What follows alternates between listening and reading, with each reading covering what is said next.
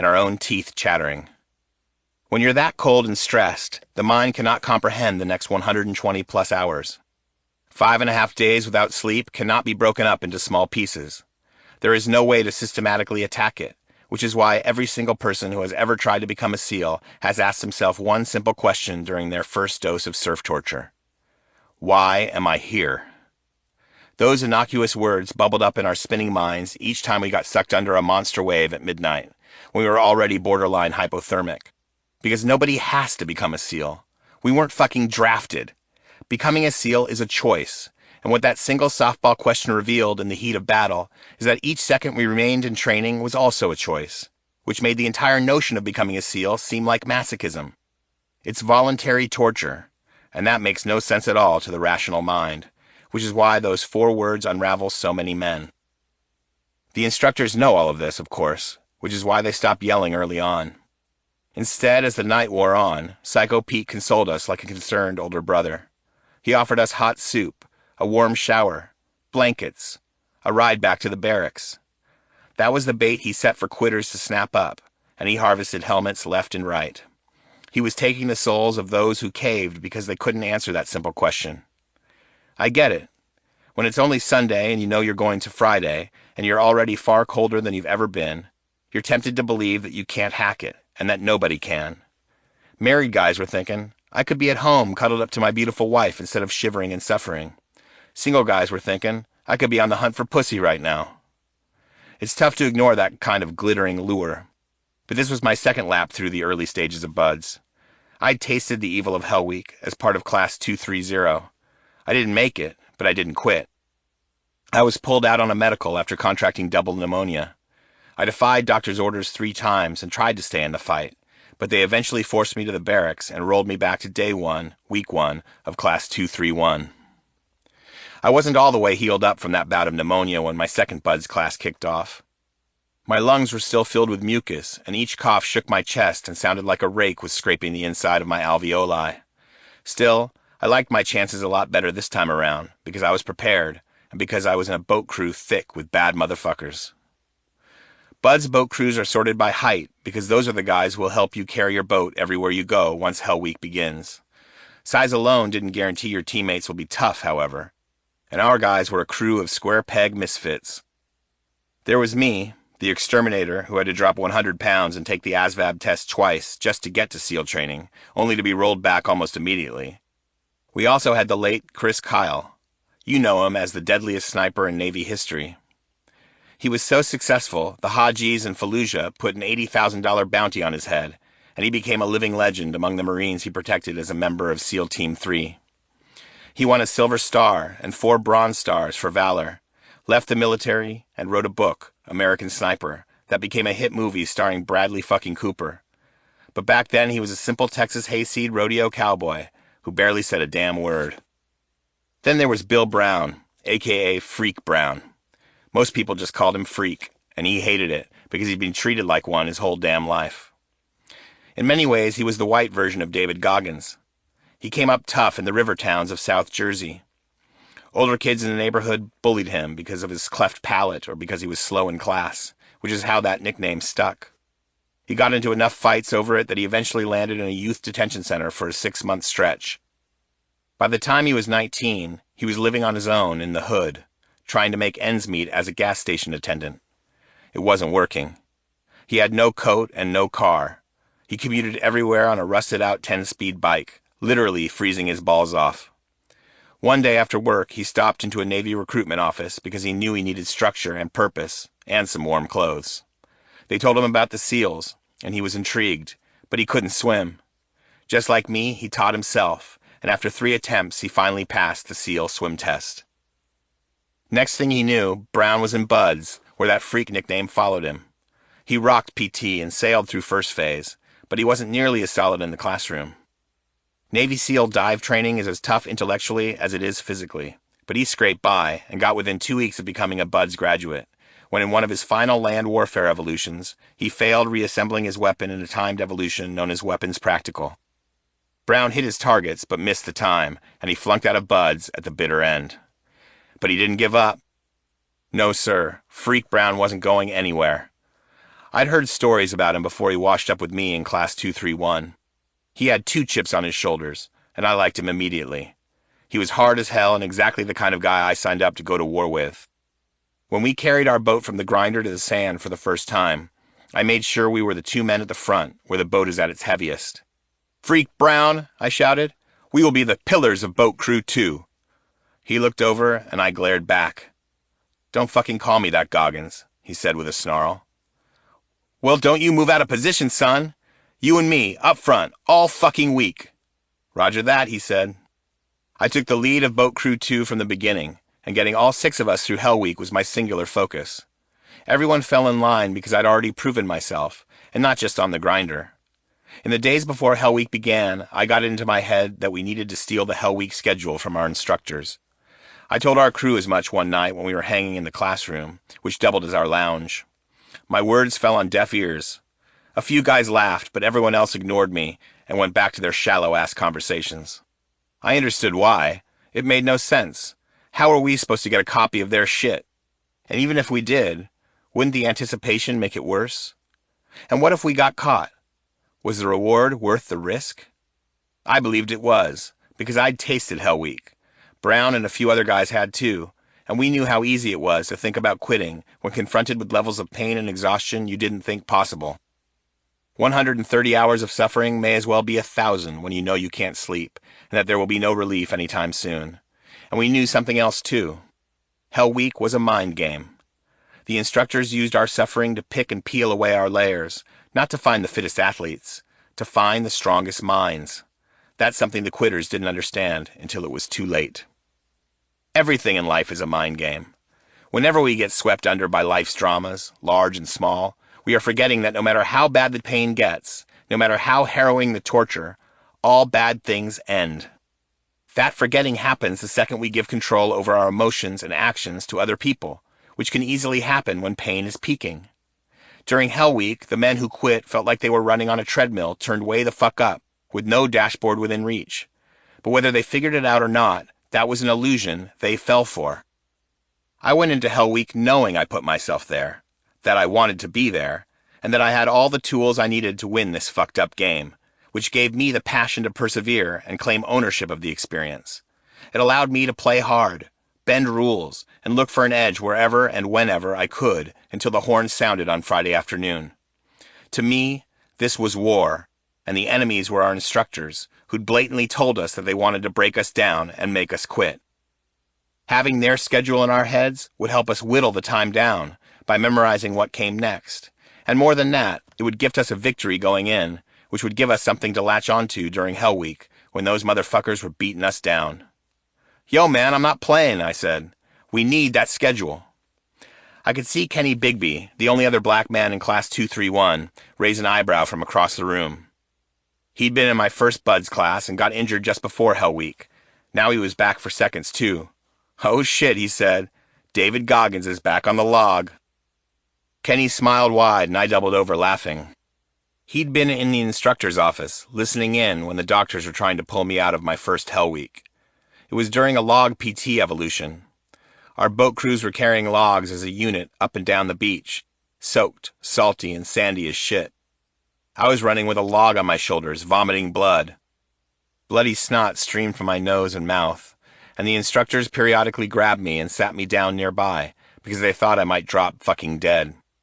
But every time they turned around, I was back in the mix, back on that log. Kenny kept hearing the same refrain over the radio that night. "We need to get Goggins out of there," one voice said. "Roger that, sir. Goggins is sitting down." Another voice crackled. Then after a beat, Kenny would hear that radio chirp again. "Oh shit! Goggins is back on the log. I repeat, Goggins is back on the log." Kenny loved telling that story. At 5'10" and 170 pounds, he was smaller than I was, and wasn't on our boat crew, but I knew we could trust him. In fact, there was nobody better for the job. During Class 231, Kenny was tapped to keep the instructor's office clean and tidy, which meant that he had access. That night, he tiptoed into enemy territory, liberated the schedule from a file, made a copy, and slipped it back into position before anyone ever knew it was missing. Just like that, we had our first victory, before the biggest mind game of our lives had even begun. Of course, knowing something is coming is only a small part of the battle, because torture is torture, and in Hell Week, the only way to get past it is to go through it. With a look or a few words, I made sure our guys were putting out at all times. When we stood on the beach holding our boat overhead, or running logs up and down that motherfucker, we went hard. And during surf torture, I hummed the saddest and most epic song from Platoon, while we waded into the Pacific Ocean.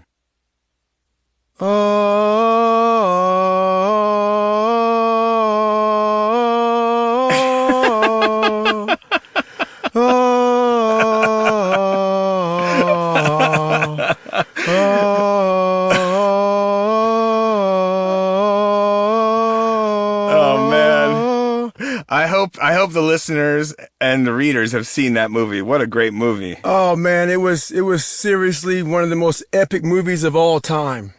And that is like the ultimate scene, right? Yes. Yeah, so there were several scenes in this movie that I took along with me as fuel. And there was a time when Elias, so this, Platoon is about Barnes and Elias. And there was a scene where Barnes couldn't stand Elias, and he ends up shooting Elias.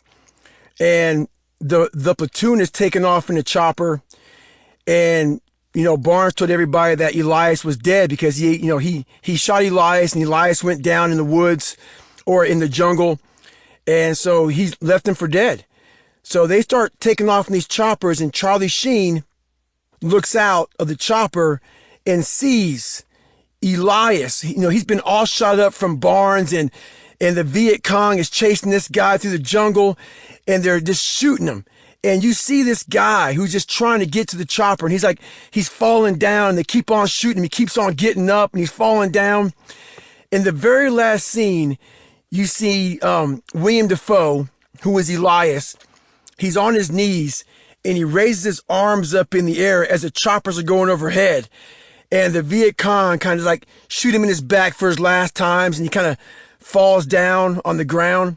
It's an epic scene, man, but it's just that music from that sound, from the actual movie, man, it was just epic. And, it just helped me out so much. Yeah, but it helped you out not because of the drama, because it was kind of comedy. Like you were saying that you were doing that for your guys, right? Right. I was doing it for my guys, but what it did, it went from comedy to almost... that song would almost put them in a trance. I was almost transforming their mind. So it went from being very funny to being almost all right, it's time to get to work now. And so it became a very powerful song for us, or at least for my boat crew. Yeah, for your boat crew, more than the other guys, right? Because everyone's stretched out in the ocean. It's really just your boat crew that can hear it. Right. It got pretty loud, though. Did everyone join in? No, you know what? I think that's when I started getting a very unique reputation for the guy who smiled when everything got so fucked up in Hell Week. And at its worst is when I found strength. And I was able to dig down. When I saw everybody's face kind of hanging down low and I saw it was extremely horrible, I would come up with... something epic, like that song or something else. I've always found inspiration in film. Rocky helped motivate me to achieve my dream of being invited to SEAL training, but Platoon would help me and my crew find an edge during the dark nights of Hell Week, when the instructors were mocking our pain, telling us how sorry we were, and sending us into the head-high surf over and over again. Adagio in Strings was the score to one of my favorite scenes in Platoon, and with bone-chilling fog wrapping all around us, I stretched my arms out like Elias when he was getting gunned down by the Viet Cong and sang my ass off. We'd all watched that movie together during first phase, and my antics had a dual effect of pissing off the instructors and firing up my crew. Finding moments of laughter in the pain and delirium turned the entire melodramatic experience upside down for us. It gave us some control of our emotions. Again, this was all a mind game, and I damn sure wasn't going to lose. But the most important games within the game were the races that the instructors set up between boat crews. Damn near everything in Buds was a competition. We'd run boats and logs up and down the beach. We had paddle races, and we even did the damn O course carrying a log or a boat between obstacles. We'd carry them while balancing on narrow beams over spinning logs and across rope bridges. We'd send it high over the wall, and we dropped it at the foot of the 30-foot high cargo net while we climbed up and over that damn thing. The winning team was almost always rewarded with rest, and the losing teams got extra beatdowns from Psycho Pete. They were ordered to perform sets of push-ups and sit-ups in the wet sand, then do berm sprints, their bodies quivering with exhaustion, which felt like failure on top of failure. Psycho let them know it, too. He laughed in their face as he hunted quitters. "You are absolutely pathetic," he said. "I hope to God you fucking quit, because if they allow you in the field, you're going to get us all killed." Watching him berate my classmates gave me a dual sensation. I didn't mind him doing his job, but he was a bully, and I never liked bullies. He'd been coming at me hard since I got back to Bud's, and early on I decided I would show him that he couldn't get to me. Between bouts of surf torture, when most guys stand nut to butt to transfer heat, body to body, I stood apart. Everyone else was shivering. I didn't even twitch, and I saw how much that bothered him. The one luxury we had during Hell Week was chow. We ate like kings. We're talking omelets, roast chicken and potatoes, steak, hot soup, pasta with meat sauce, all kinds of fruit, brownies, soda, coffee, and a lot more. The catch is we had to run the mile there and back, with that 200-pound boat on our heads. I always left chow hall with a peanut butter sandwich tucked in my wet and sandy pocket to scarf on the beach when the instructors weren't looking. One day after lunch, Psycho decided to give us a bit more than a mile. It became obvious at the quarter-mile marker, when he picked up his pace, that he wasn't taking us directly back to the grinder. "You boys better keep the fuck up," he yelled, as one boat crew fell back. I checked my guys. "We are staying on this motherfucker. Fuck him." "Roger that," said Freak Brown. True to his word, he'd been with me on the front of that boat, the two heaviest points, since Sunday night, and he was only getting stronger. Psycho stretched us out on the soft sand for more than 4 miles. He tried like hell to lose us, too, but we were his shadow. He switched up the cadence. 1 minute he was sprinting, then he was crouching down, wide-legged, grabbing his nuts and doing elephant walks. Then he loped at a jogger's pace before breaking into another wind sprint down the beach. By then the closest boat was a quarter-mile behind, but we were clipping his damn heels. We mimicked his every step and refused to let our bully gain any satisfaction at our expense. He may have smoked everybody else, but he did not smoke Boat Crew 2. Hell Week is the devil's opera, and it builds like a crescendo, peaking in torment on Wednesday and staying right there until they call it on Friday afternoon. By Wednesday, we were all broke dick, chafed to holy hell. Our whole body was one big raspberry, oozing pus and blood. Mentally, we were zombies. The instructors had us doing simple boat raises, and we were all dragging. Even my crew could barely lift that boat. Meanwhile, Psycho and SBG and the other instructors kept close watch, looking for weaknesses, as always. I had a real hate for the instructors. They were my enemy, and I was tired of them trying to burrow into my brain. I glanced at Brown, and for the first time all week, he looked shaky. The whole crew did. Shit, I felt miserable too. My knee was the size of a grapefruit, and every step I took torched my nerves, which is why I was searching for something to fuel me. I locked in on Psycho Pete. I was sick of that motherfucker. The instructors looked composed and comfortable. We were desperate, and they had what we needed: energy. It was time to flip the game and own real estate in their heads. When they clocked out that night and drove home after a pussy-ass 8-hour shift while we were still going hard, I wanted them thinking about Boat Crew 2. I wanted to haunt them when they slipped into bed with their wives. I wanted to occupy so much space in their minds that they couldn't even get it up. To me, that would be as powerful as putting a knife in their dick. So I deployed a process that I now call taking souls. I turned to Brown. "You know why I call you Freak?" I asked. He looked over as we lowered the boat, then lifted it up overhead like creaky robots on reserve battery power. "Because you are one of the baddest men I've ever seen in my damn life." He cracked a smile. "And you know what I say to these motherfuckers right here?" I tipped my elbow at the 9 instructors gathered on the beach, drinking coffee and talking bullshit. I say they can go fuck themselves. Bill nodded and narrowed his eyes on our tormentors, while I turned to the rest of the crew. "Now let's throw this shit up high and show them who we are." "Fucking beautiful," Bill said. "Let's do it." Within seconds, my whole team had life. We didn't just lift the boat overhead and set it down hard. We threw it up, caught it overhead, tapped the sand with it, and threw it up high again. The results were immediate and undeniable. Our pain and exhaustion faded. Each rep made us stronger and faster, and each time we threw the boat up, we all chanted, "You can't hurt Boat Crew 2." That was our fuck you to the instructors, and we had their full attention as we soared on a second wind. On the toughest day of the hardest week in the world's toughest training, Boat Crew 2 was moving at lightning speed and making a mockery of Hell Week.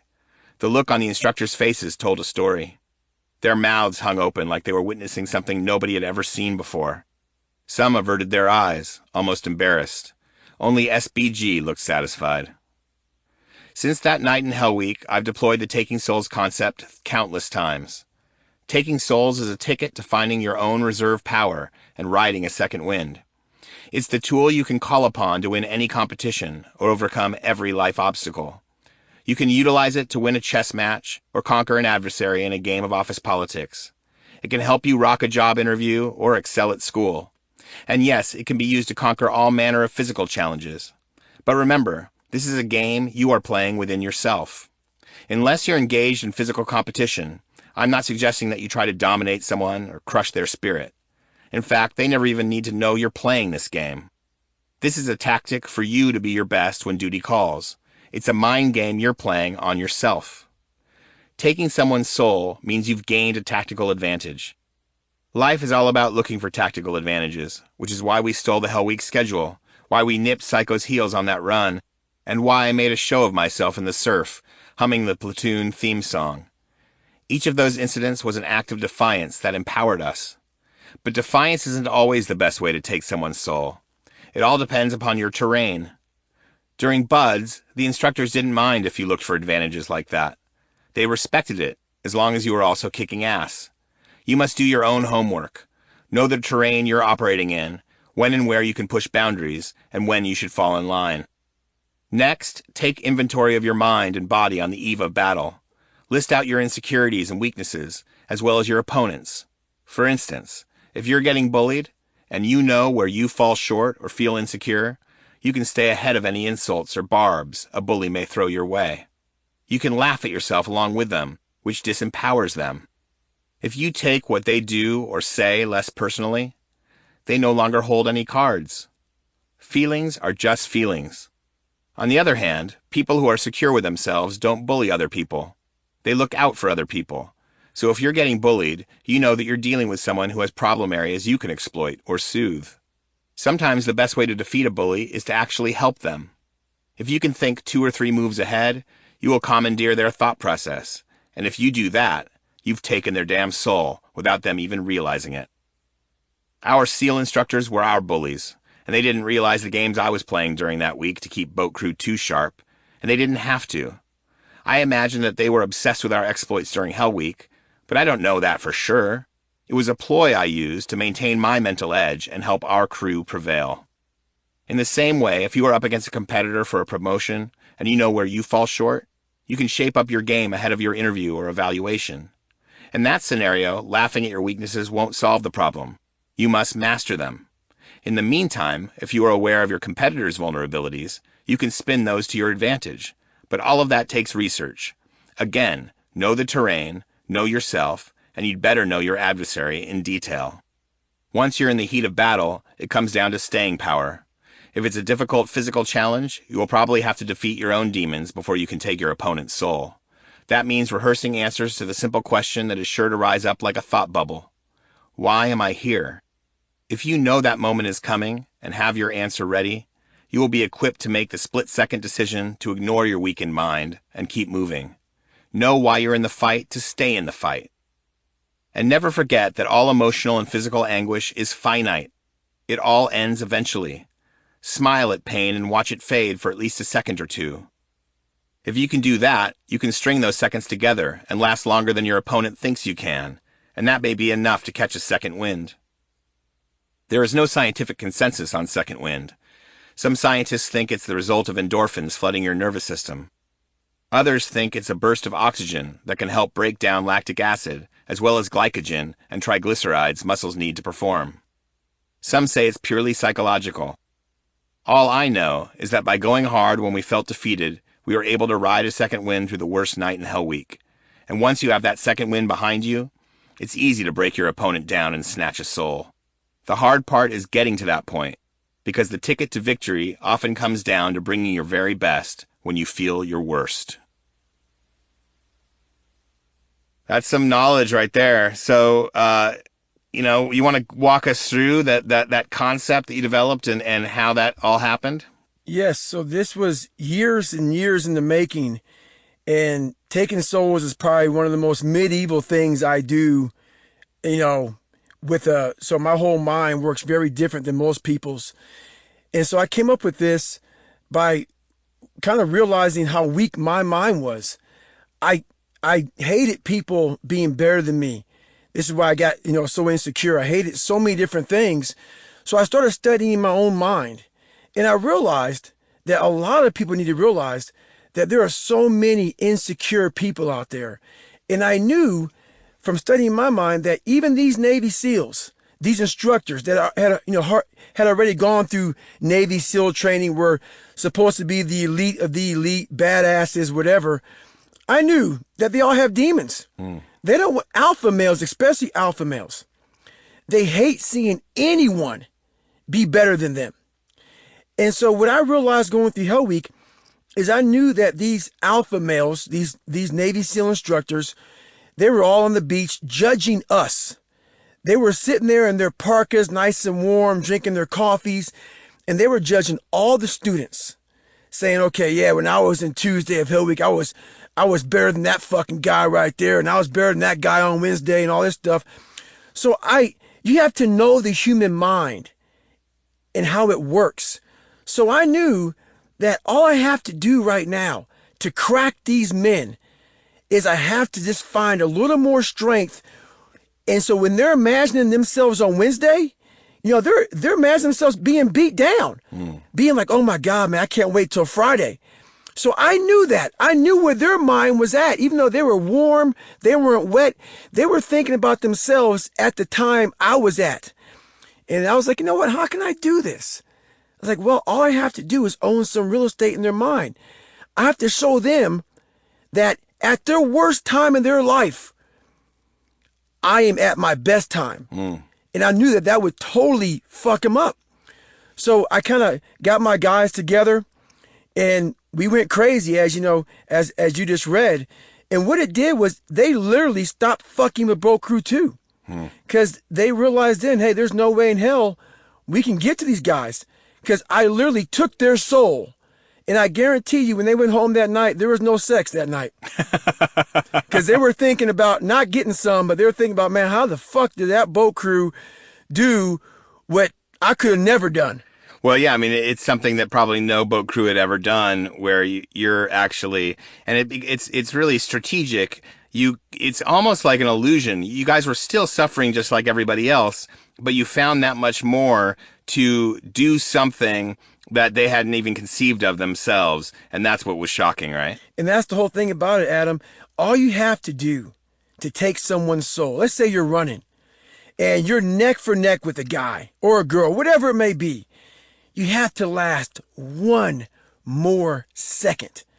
Let's say you're doing a marathon and at the 18-mile point, this guy's waiting for you to break.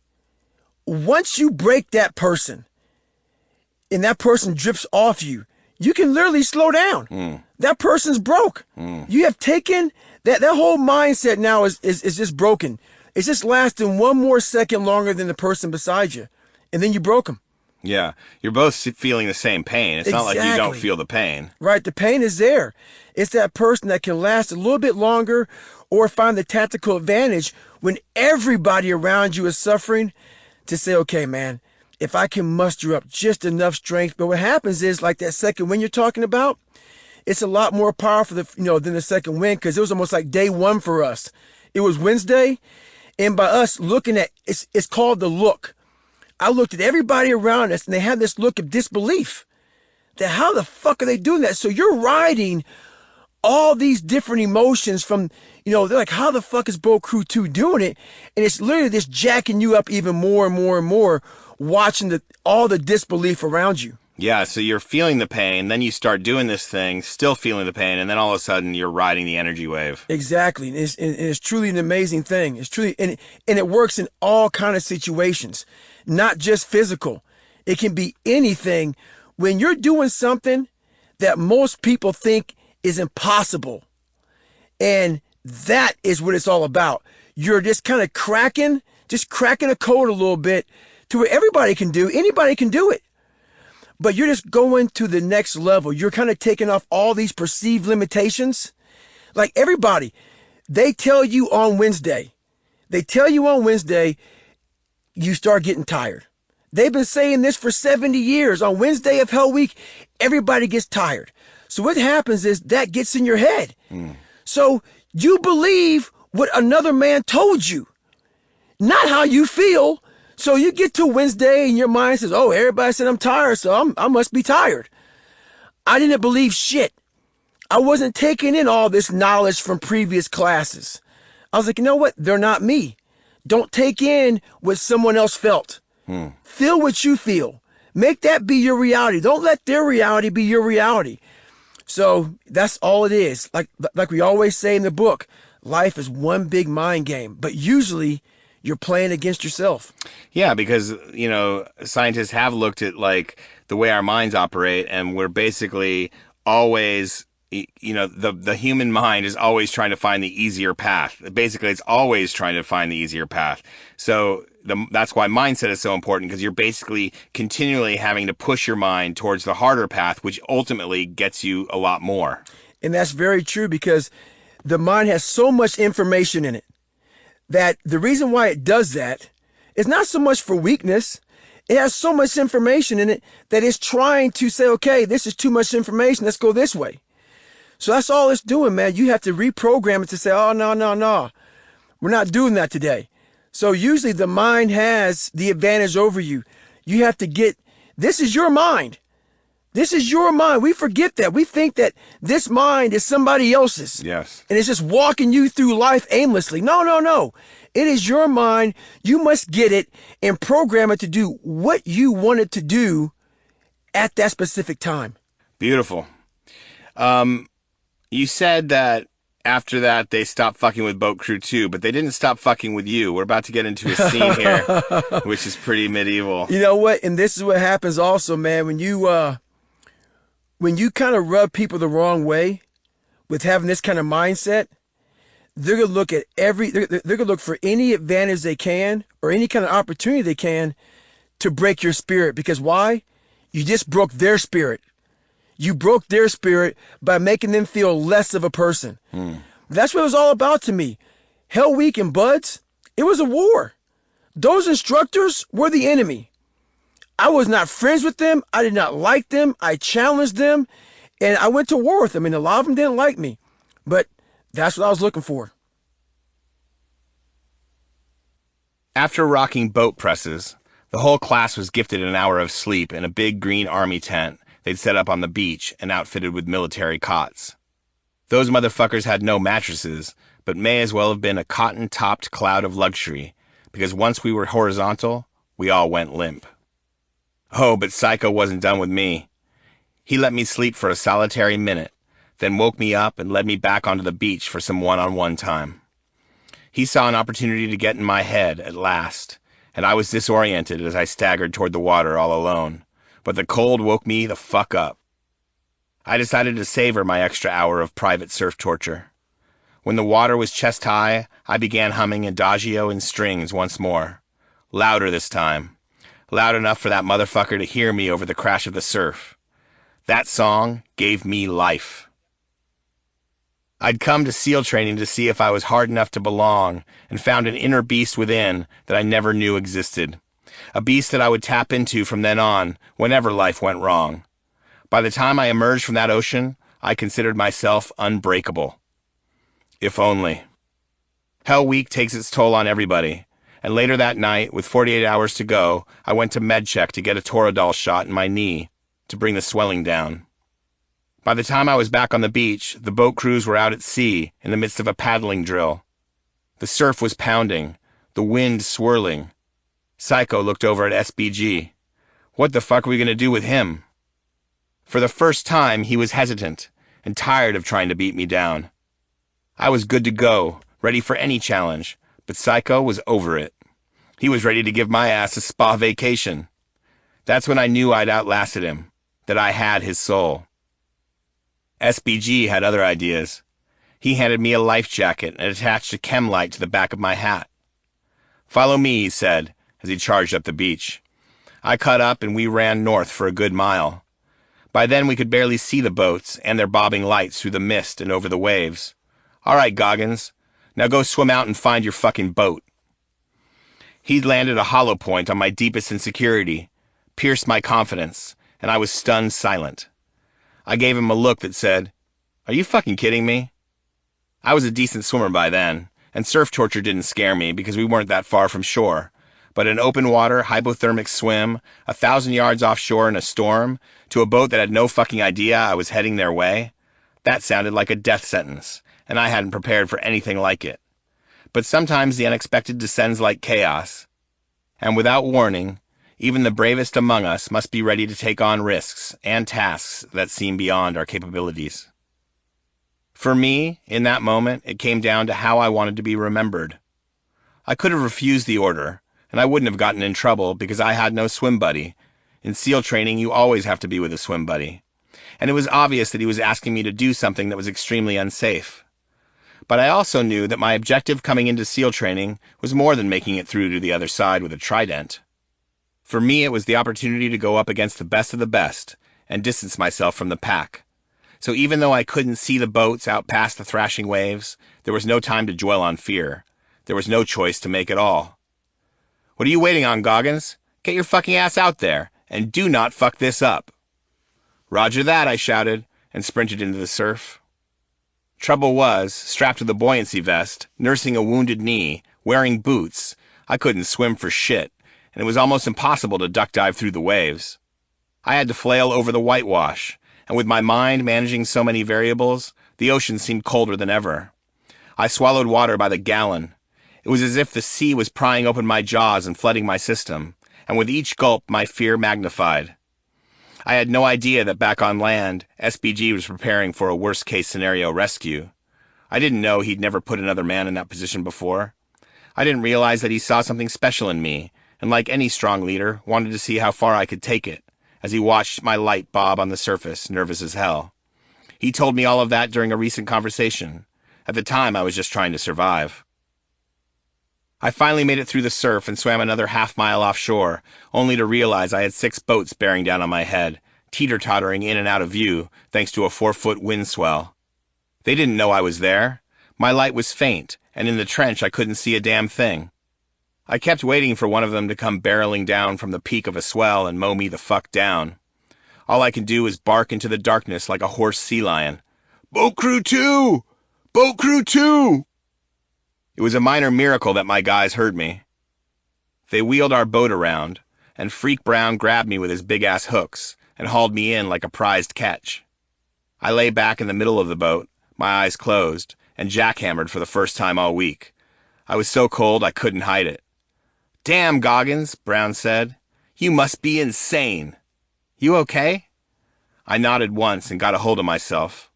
I was the leader of that crew and couldn't allow myself to show weakness. I tensed every muscle in my body, and my shiver slowed to a stop in real time. "That's how you lead from the motherfucking front," I said, coughing up salt water like a wounded bird. I couldn't keep a straight face for long. Neither could my crew. They knew damn well that crazy-ass swim wasn't my idea.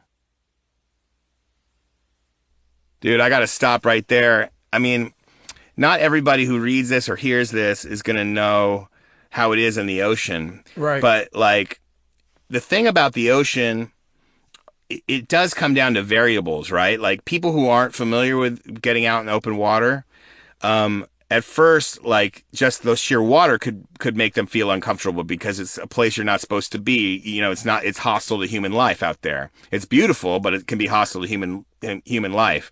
And then you're adding on the night. You're adding on wind swell and a stormy kind of sea. You're adding on being fully dressed where Right. you can't even move. Those variables, each one of those is like exponential difficulty. Well, let's not forget also, Adam, that I haven't slept yet. Right. That's a variable. My whole I've been up since Sunday, and it's now Wednesday night, I mean, and my whole boat crew has everybody has gotten at least 1 hour of sleep, yeah. and I have been up the whole time, man, and I am fucked. Well, I mean, who's gonna like appreciate this the most is like the people who are in the ocean all the time. Like surfers, even big wave surfers are gonna read this and they're gonna be like, "Holy fucking shit!" Well, and people have no idea how hard it is to have that big ass life jacket Yes. on, and you're literally just bobbing. Yeah, because you can't move around. No, you can't move, man. Yeah. So I would like swim and get pushed back in. And so what's not on here is how many times I got, literally pushed back on to the daggone beach. Yeah, because it takes a crazy amount of strength to actually. You're actually now become a boat yourself. Right. So Like I a- was yeah. So I was going up and down the beach trying to find the right break to just try to get out past them. And it was a brutal. Yeah, you had to ride the rip, right? You had to Right. find a rip tide that could just pull you out. Exactly. It Yeah. was horrible. As the clock ran down on Hell Week, we were in the demo pit, just off Coronado's famous Silver Strand. The pit was filled with cold mud and topped off with icy water. There was a rope bridge, 2 separate lines, one for the feet and one for the hands, stretching across it from end to end. One by one, each man had to navigate their way across while the instructors shook the shit out of it, trying to make us fall. To maintain that kind of balance takes tremendous core strength, and we were all cooked and at our wits' end. Plus, my knee was still fucked. In fact, it had gotten worse and required a pain shot every 12 hours. But when my name was called, I climbed onto that rope, and when the instructors went to work, I flexed my core and held on with all I had left. 9 months earlier, I had topped out at 297 pounds and couldn't even run a quarter mile. Back then, when I was dreaming of a different life, I remember thinking that just getting through Hell Week would be the biggest honor of my life so far. Even if I never graduated from BUD/S, surviving Hell Week alone would have meant something. But I didn't just survive. I was about to finish Hell Week at the top of my class, and for the first time, I knew I was a bad motherfucker. Once I was so focused on failing, I was afraid to even try. Now I would take on any challenge. All my life I was terrified of water, and especially cold water. But standing there in the final hour, I wished the ocean, wind, and mud were even colder. I was completely transformed physically, which was a big part of my success in BUD/S. But what saw me through Hell Week was my mind, and I was just starting to tap into its power. That's what I was thinking about as the instructors did their best to throw me off that rope bridge like a mechanical bull. I hung tough and got as far as anyone else in Class 231, before nature won out, and I was sent spinning into the freezing mud. I wiped it from my eyes and mouth and laughed like mad as Freak Brown helped me up. Not long after that, SBG stepped to the edge of the pit. "Hell Week secure!" he shouted to the 30 guys still left, quivering in the shallows. All of us chafed and bleeding, bloated and stiff. "You guys did an amazing job." Some guys screamed with joy. Others collapsed to their knees with tears in their eyes and thanked God. I stared into the heavens too, pulled Freak Brown in for a hug, and high-fived my team. Every other boat crew had lost men, but not Boat Crew 2. We lost no men and won every single race. We continued to celebrate as we boarded a bus to the grinder. Once we arrived, there was a large pizza for each guy, along with a 64-ounce bottle of Gatorade and the coveted brown t-shirt. That pizza tasted like motherfucking manna from heaven, but the shirts meant something more significant. When you first arrive at BUD/S, you wear white t-shirts every day. Once you survive Hell Week, you get to swap them out for brown shirts. It was a symbol that we'd advanced to a higher level, and after a lifetime of mostly failure, I definitely felt like I was someplace new. I tried to enjoy the moment like everyone else, but my knee hadn't felt right in 2 days, and I decided to leave and see the medics. On my way off the grinder, I looked to my right and saw nearly 100 helmets lined up. They belonged to the men who'd rung the bell, and they stretched past the statue, all the way to the quarterdeck. I read some of the names, guys who I liked. I knew how they felt, because I was there when my pararescue class graduated without me. That memory had dominated me for years, but after 130 hours of hell, it no longer defined me. Every man was required to see the medics that evening, but our bodies were so swollen they had a hard time discerning injuries from general soreness. All I knew was my right knee was thrice fucked, and I needed crutches to get around. Freak Brown left MedCheck bruised and battered. Kenny came out clean and barely limped, but he was plenty sore. Thankfully, our next evolution was walk week. We had 7 days to eat, drink, and heal up before shit got real once again. It wasn't much, but enough time for most of the insane motherfuckers that managed to remain in Class 231 to get well. Me, on the other hand, my swollen knee hadn't gotten any better by the time they snatched my crutches away. But there was no time for boo-hooing. First phase fun wasn't over yet. After walk week came knot tying, which may not sound like much, but was way worse than I expected, because that particular drill took place at the bottom of the pool, where those same instructors would do their best to drown my one-legged ass. It was as if the devil had been watching the whole show, waited out intermission, and now his favorite part was coming right up. The night before Buds kicked back up in intensity, I could hear his words ringing in my stressed-out brain as I tossed and turned all night long. They say you like suffering, Goggins, that you think you're a bad motherfucker. Enjoy your extended stay in hell. So, man, Goggins, I mean, that is crazy. So you get through Hell Week. Right. That's a milestone for anybody, and especially for you, where you'd come from and how hard you've been fighting. And you already know your body's fucked. Yeah, man. I knew for a fact that there's going to be, a little bit more training ahead of me. And I'm not talking about with my class. I had a feeling that something bad was going to happen to me. But, my knee was so messed up that I went in and actually stole a whole bunch of Motrin. So you're supposed to go to the doc. So during med check, I think you have about maybe 2 or 3 med checks a day. I'm not quite for sure. I know you have one during the day, during the morning, I think one in the afternoon maybe, and then one at night, or maybe it's one in the day, one at night, not for sure. But I actually went in and stored a whole bunch of Motrin.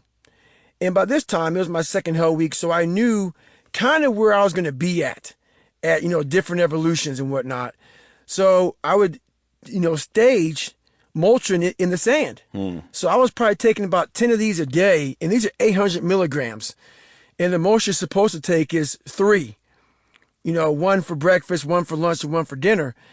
And I was popping them, man, like Tic Tacs. And I was just trying to get through this thing because I knew that, I was just trying to get through the whole program. Yeah, I mean, it's literally fighting each second is its own battle, right? Like each minute is its own battle. You're just staying one after another, stringing them together. 100%. And I didn't want to, so I was like my boat crew leader. So the whole thing about being a leader is you just cannot show weakness. And the second you start limping around or things start getting tough, your mind is going to, once again, take control. And if I would have limped around and that pain would have got even more than what it was, my whole boat crew would have fed off of me, kind of dragging my leg behind me. And, it's infectious. Yeah, you don't know who else might have crumbled. Exactly. Weakness is infectious. So my boat crew saw that my knee was the size of a grapefruit. And I was like, fuck it, let's go. So that was also infectious. So having that kind of mindset, I knew I had to bring that, not just for myself. And that's a whole nother thing about being a leader, is I realized the more you think about yourself when you're going through hell, the harder hell's going to be. The second you start looking after everybody else and start, being concerned about them, you no longer think about yourself. And when you don't think about yourself, you're not trapped in your own thoughts. You're not trapped in your own hell. And so that's what I did. And the more I thought about my boat crew and getting them through every evolution, that's being the best, I didn't worry about my fucking knee. But the second Hell Week was over, that pain was real. Yeah. You had a purpose bigger than yourself as the leader, which actually helped you achieve more. But then when it comes to the body, if you're injured, you're injured. Exactly. And yeah, that's exactly what happened. Well, we'll get into that later, but first we have a challenge here that kind of, what I like about this challenge you've got here is you're kind of walking through again the practice of taking souls and showing how it can apply to different areas in life. Right, right. So I'll read through it and we can talk a little bit more about it. Roger that. Challenge 4. Choose any competitive situation that you're in right now. Who is your opponent? Is it your teacher or coach, your boss, an unruly client? No matter how they're treating you, there is one way to not only earn their respect, but turn the tables. Excellence. That may mean acing an exam, or crafting an ideal proposal, or smashing a sales goal. Whatever it is, I want you to work harder on that project or in that class than you ever have before. Do everything exactly as they ask, and whatever standard they set as an ideal outcome, you should be aiming to surpass that. If your coach doesn't give you time in the games, dominate practice. Check the best guy on your squad and show the fuck out.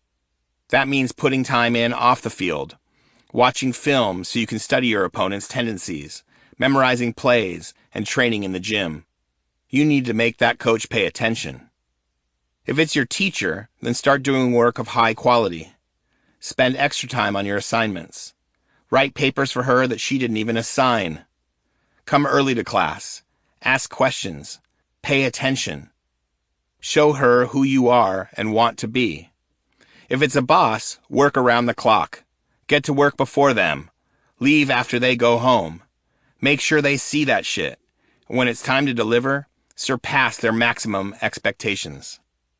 Whoever you're dealing with, your goal is to make them watch you achieve what they could never have done themselves. You want them thinking how amazing you are. Take their negativity and use it to dominate their task with everything you've got. Take their motherfucking soul. Afterward, post it on social and add the hashtag. Hashtag can't hurt me. Hashtag taking souls. You know, I love that because your goal here is to take it out of the physical. I mean, yes, if it's a team sport or something where a coach has control, it's really a power dynamic game you're playing. It is.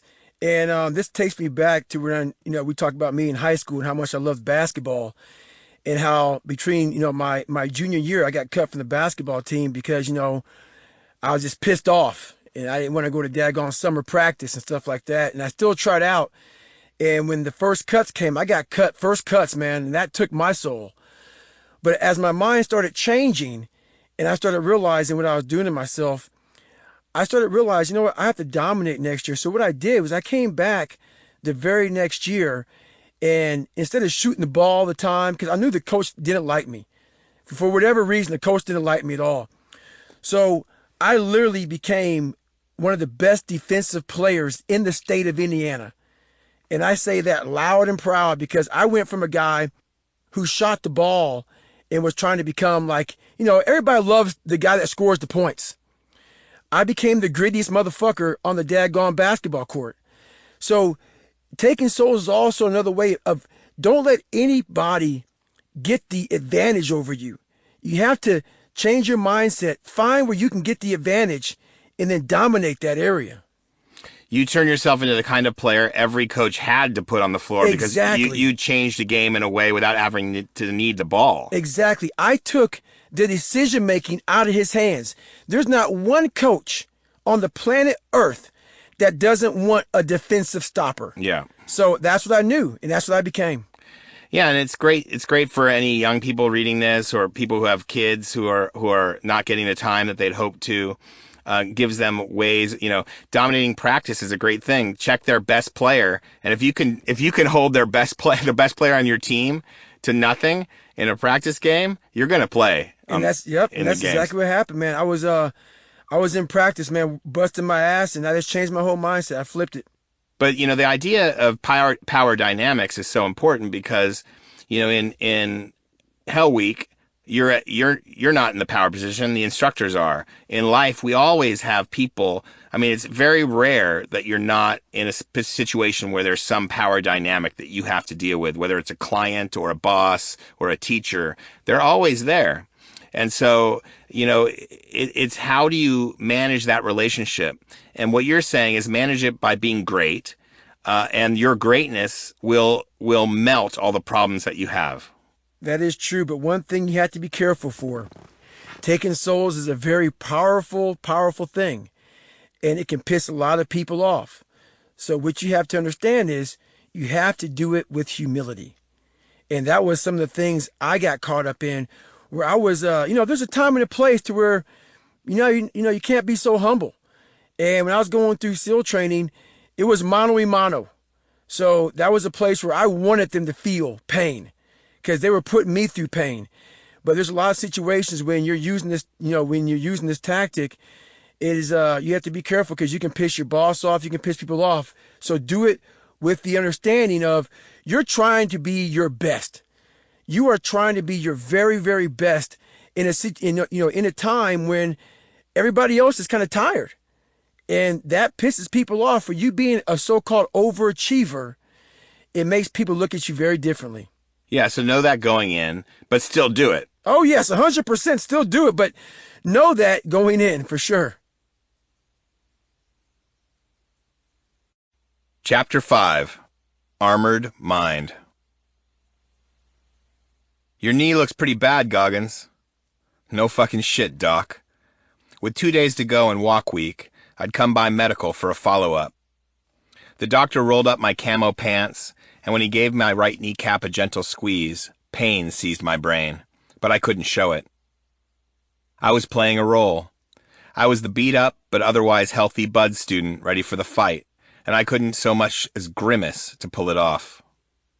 I already knew the knee was fucked, and that the odds of getting through another 5 months of training on one leg were low, but accepting another rollback meant enduring another hell week, and that was way too much to process. The swelling hasn't gone down much. How's it feel? The doctor was playing a role too. SEAL candidates had a don't ask, don't tell agreement with most of the medical staff at Naval Special Warfare Command. I wasn't about to make the doctor's job easier by revealing anything to him, and he wasn't going to take caution's side and pull the ripcord on a man's dream. He lifted his hand and my pain faded. I coughed and pneumonia once again rattled in my lungs until I felt the cold truth of his stethoscope on my skin. Ever since Hell Week was called, I've been coughing up brown knots of mucus. For the first 2 days I lay in bed, day and night, spitting them into a Gatorade bottle, where I stored them like so many nickels. I could barely breathe, and couldn't move much either. I may have been a bad motherfucker in Hell Week, but that shit was over, and I had to deal with the fact that the devil, and those instructors, branded me too. It's all right, Doc, I said. A little stiff is all. Time is what I needed. I knew how to push through pain, and my body had almost always responded with performance. I wasn't going to quit just because my knee was barking. It would come around eventually. The doc prescribed medicine to reduce the congestion in my lungs and sinuses, and gave me some Motrin for my knee. Within 2 days my breathing improved, but I still couldn't bend my right leg. This would be a problem. Of all the moments and buds that I thought could break me, a knot tying exercise never registered on my radar. Then again, this wasn't the fucking Boy Scouts. This was an underwater knot tying drill held in the 15-foot section of the pool. And while the pool didn't strike mortal fear into me like it once did, being negatively buoyant, I knew that any pool evolution could be my undoing, especially those that demanded treading water. Even before Hell Week, we'd been tested in the pool. We had to perform mock rescues on the instructors and do a 50-meter underwater swim without fins on a single breath. That swim started with a giant stride into the water, followed by a full somersault to siphon off any momentum whatsoever. Then, without kicking off the side, we swam along the lane lines to the end of our 25-meter pool. On the far side, we were allowed to kick off the wall, then swim back. When I arrived at the 50-meter mark, I rose up and gasped for air. My heart hammered until my breath smoothed, and I grasped that I'd actually passed the first of a series of complicated underwater evolutions that were supposed to teach us to be calm, cool, and collected underwater on a breath hold. The knot-tying evolution was next in the series, and it wasn't about our ability to tie various knots, or a way to time our max breath hold. Sure, both skills come in handy on amphibian operations, but this drill was more about our capacity to juggle multiple stressors in an environment that's not sustainable for human life. Despite my health, I was heading into the drill with some confidence. things changed when I started treading water. That's how the drill began, with 8 students strung out across the pool, moving our hands and legs like egg beaters. That's hard enough for me on 2 good legs, but because my right knee didn't work, I was forced to tread water with just my left. That spiked the degree of difficulty and my heart rate, which sapped my energy. Each student had an instructor assigned to them for this evolution, and Psycho Pete specifically requested me. It was obvious I was struggling, and Psycho and his bruised pride were hungry for a little payback. With each revolution of my right leg, shock waves of pain exploded like fireworks. Even with Psycho eyeballing me, I couldn't hide it. When I grimaced, he smiled like a kid on Christmas morning. "Tie a square knot, then a bowline," he shouted. I was working so hard it was difficult to catch my breath, but Psycho didn't give 2 fucks. "Now, damn it!" I gulped air, bent from the waist, and kicked down. There were 5 knots in the drill altogether, and each student was told to grab their 8-inch slice of rope and tie them off one at a time at the bottom of the pool. We were allotted a breath in between, but could do as many as all 5 knots on a single breath. The instructor called out the knots, but the pacing was up to each student. We weren't allowed to use a mask or goggles to complete the evolution, and the instructor had to approve each knot with a thumbs up before we were permitted to surface. If they flashed a thumb down instead, we had to retie that knot correctly, and if we surfaced before a given knot was approved, that meant failure and a ticket home. Once back at the surface, there was no resting or relaxing between tasks. Treading water was the constant refrain, which meant soaring heart rates and the continual burning up of oxygen in the bloodstream for the one-legged man. Translation: the dives were uncomfortable as hell, and blacking out was a real possibility. Psycho glared at me through his mask as I worked my knots. After about 30 seconds, he'd approved both, and we surfaced. He breathed free and easy, but I was gasping and panting like a wet, tired dog. The pain in my knee was so bad, I felt sweat beat up on my forehead. When you're sweating in an unheated pool, you know shit's fucked up. I was breathless, low on energy, and wanted to quit, but quitting this evolution meant quitting buds altogether, and that wasn't happening. "Oh no, are you hurt, Goggins? Do you have some sand in your pussy?" Psycho asked. "I'll bet you can't do the last 3 knots on one breath." He said it with a smirk, like he was daring me. I knew the rules. I didn't have to accept his challenge, but that would have made Psycho just a little too happy, and I couldn't allow that. I nodded and kept treading water, delaying my dive until my pulse evened out, and I could score one deep, nourishing breath. Psycho wasn't having it. Whenever I opened my mouth, he splashed water in my face to stress me out even more, a tactic used when trainees started to panic. That made breathing impossible. "Go under now, or you fail." I'd run out of time. I tried to gulp some air before my duck dive and tasted a mouthful of Psycho's splash water instead, as I dove to the bottom of the pool on a negative breath hold. My lungs were damn near empty, which meant I was in pain from the jump, but I knocked the first one out in a few seconds. Psycho took his sweet time examining my work. My heart was thrumming, like high-alert Morse code. I felt it flip-flop in my chest, like it was trying to break through my ribcage and fly to freedom. Psycho stared at the twine, flipped it over and perused it with his eyes and fingers before offering a thumbs up in slow motion. I shook my head, untied the rope, and hit the next one. Again he gave it a close inspection while my chest burned and diaphragm contracted, trying to force air into my empty lungs. The pain level in my knee was at a 10. Stars gathered in my peripheral vision. Those multiple stressors had me teetering like a Jenga tower, and I felt like I was about to black out. If that happened, I'd have to depend on Psycho to swim me to the surface and bring me around. Did I really trust this man to do that? He hated me. What if he failed to execute? What if my body was too burned out that even a rescue breath couldn't rouse me?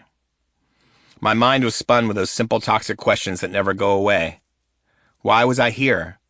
Why suffer when I could quit and be comfortable again? Why risk passing out or even death for a fucking knot drill? I knew that if I succumbed and bolted to the surface, my SEAL career would have ended then and there. But in that moment, I couldn't figure out why I ever gave a fuck. I looked over at Psycho. He held both his thumbs up and sported a big goofy smile on his face like he was watching a damn comedy show. His split second of pleasure in my pain reminded me of all the bullying and taunts I felt as a teenager. But instead of playing the victim and letting negative emotions sap my energy and force me to the surface, a failure, it was as if a new light blazed in my brain that allowed me to flip the script. Time stood still as I realized for the first time that I'd always looked at my entire life, everything I'd been through, from the wrong perspective. Yes, all the abuse I'd experienced and the negativity I had to push through challenged me to the core, but in that moment I stopped seeing myself as the victim of bad circumstance and saw my life as the ultimate training ground instead. My disadvantages had been callousing my mind all along and had prepared me for that moment in that pool with Psycho Pete. I remember my very first day in the gym back in Indiana. My palms were soft and quickly got torn up on the bars because they weren't accustomed to gripping steel. But over time, after thousands of reps, my palms built up a thick callus as protection. The same principle works when it comes to mindset. Until you experience hardships like abuse and bullying, failures and disappointments, your mind will remain soft and exposed. Life experience, especially negative experiences, help callous the mind. But it's up to you where that callus lines up. If you choose to see yourself as a victim of circumstance into adulthood, that callus will become resentment that protects you from the unfamiliar. It will make you too cautious and untrusting, and possibly too angry at the world. It will make you fearful of change and hard to reach, but not hard of mind. That's where I was as a teenager. But after my second Hell Week, I'd become someone new. I'd fought through so many horrible situations by then and remained open and ready for more. My ability to stay open represented a willingness to fight for my own life, which allowed me to withstand hailstorms of pain and use it to callous over my victim's mentality. That shit was gone, buried under layers of sweat and hard fucking flesh, and I was starting to callous over my fears too. That realization gave me the mental edge I needed to outlast Psycho Pete one more time. To show him he couldn't hurt me anymore, I smiled back, and the feeling of being on the edge of a blackout went away. Suddenly I was energized. The pain faded, and I felt like I could stay under all day. Psycho saw that in my eyes. I tied off the last knot at leisurely pace, glaring at him the whole time. He gestured with his hands for me to hurry up as his diaphragm contracted.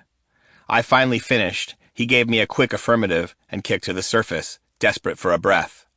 I took my time, joined him topside, and found him gasping, while I felt strangely relaxed. When the chips were down at the pool during Air Force pararescue training, I'd buckled. This time, I won a major battle in the water.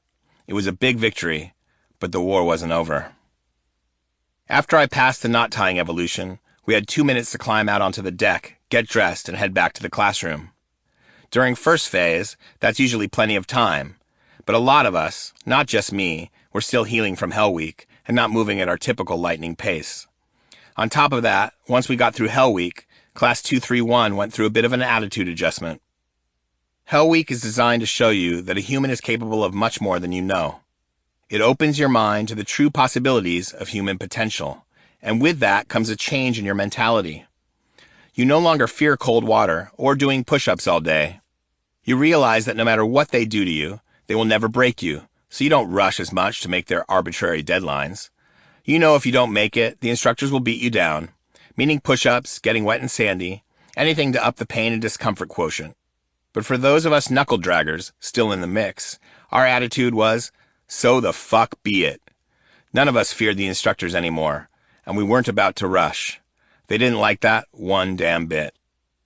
I had seen a lot of beatdowns while at Bud's, but the one we received that day will go down as one of the worst in history. We did push-ups until we couldn't pick ourselves up off the deck. Then they turned us on our backs and demanded flutter kicks. Each kick was torture for me. I kept putting my legs down because of the pain. I was showing weakness, and if you show weakness, it is on. Psycho and SBG descended and took turns on me. I went from push-ups to flutter kicks to bear crawls until they got tired. I could feel the moving parts of my knee shifting, floating, and grabbing every time I bent it to do those bear crawls, and it was agonizing. I moved slower than normal and knew I was broken. That simple question bubbled up again. Why?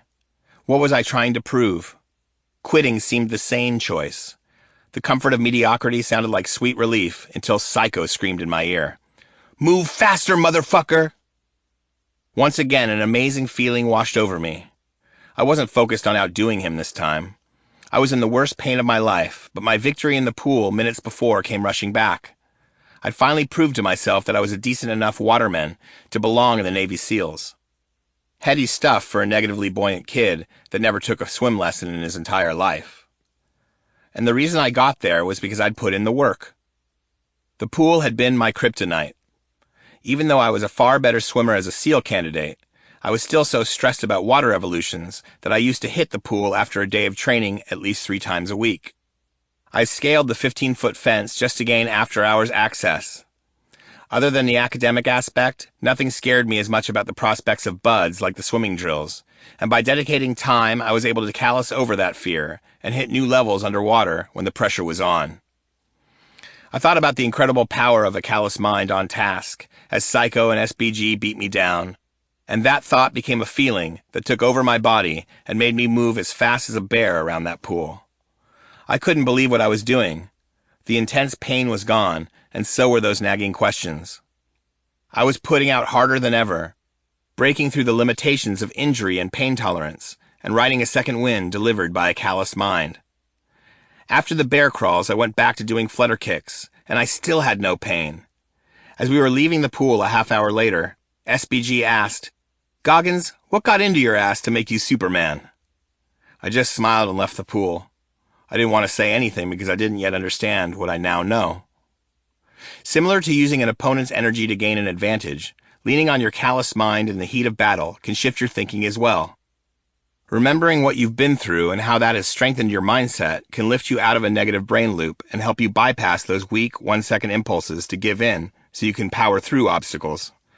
And when you leverage a callous mind, like I did around the pool that day, and keep fighting through pain, it can help you push your limits, because if you accept the pain as a natural process and refuse to give in and give up, you will engage the sympathetic nervous system, which shifts your hormonal flow. The sympathetic nervous system is your fight or flight reflex. It's bubbling just below the surface, and when you are lost, stressed out, or struggling, like I was when I was a down-and-out kid, that's the part of your mind that's driving the bus. We've all tasted this feeling before. Those mornings when going on a run is the last thing you want to do, but then 20 minutes into it, you feel energized. That's the work of the sympathetic nervous system. What I've found is that you can tap into it on call, as long as you know how to manage your own mind. When you indulge in negative self-talk, the gifts of a sympathetic response will remain out of reach. However, if you can manage those moments of pain that come with maximum effort, by remembering what you've been through to get to that point in your life, you will be in a better position to persevere and choose fight over flight. That will allow you to use the adrenaline that comes with a sympathetic response to go even harder. Obstacles at work and school can also be overcome with your callous mind. In those cases, pushing through a given flashpoint isn't likely to lead to a sympathetic response, but it will keep you motivated to push through any doubt you feel about your own abilities. No matter the task at hand, there is always opportunity for self-doubt. Whenever you decide to follow a dream or set a goal, you are just as likely to come up with all the reasons why the likelihood of success is low. Blame it on the fucked up evolutionary wiring of the human mind. But you don't have to let your doubt into the cockpit.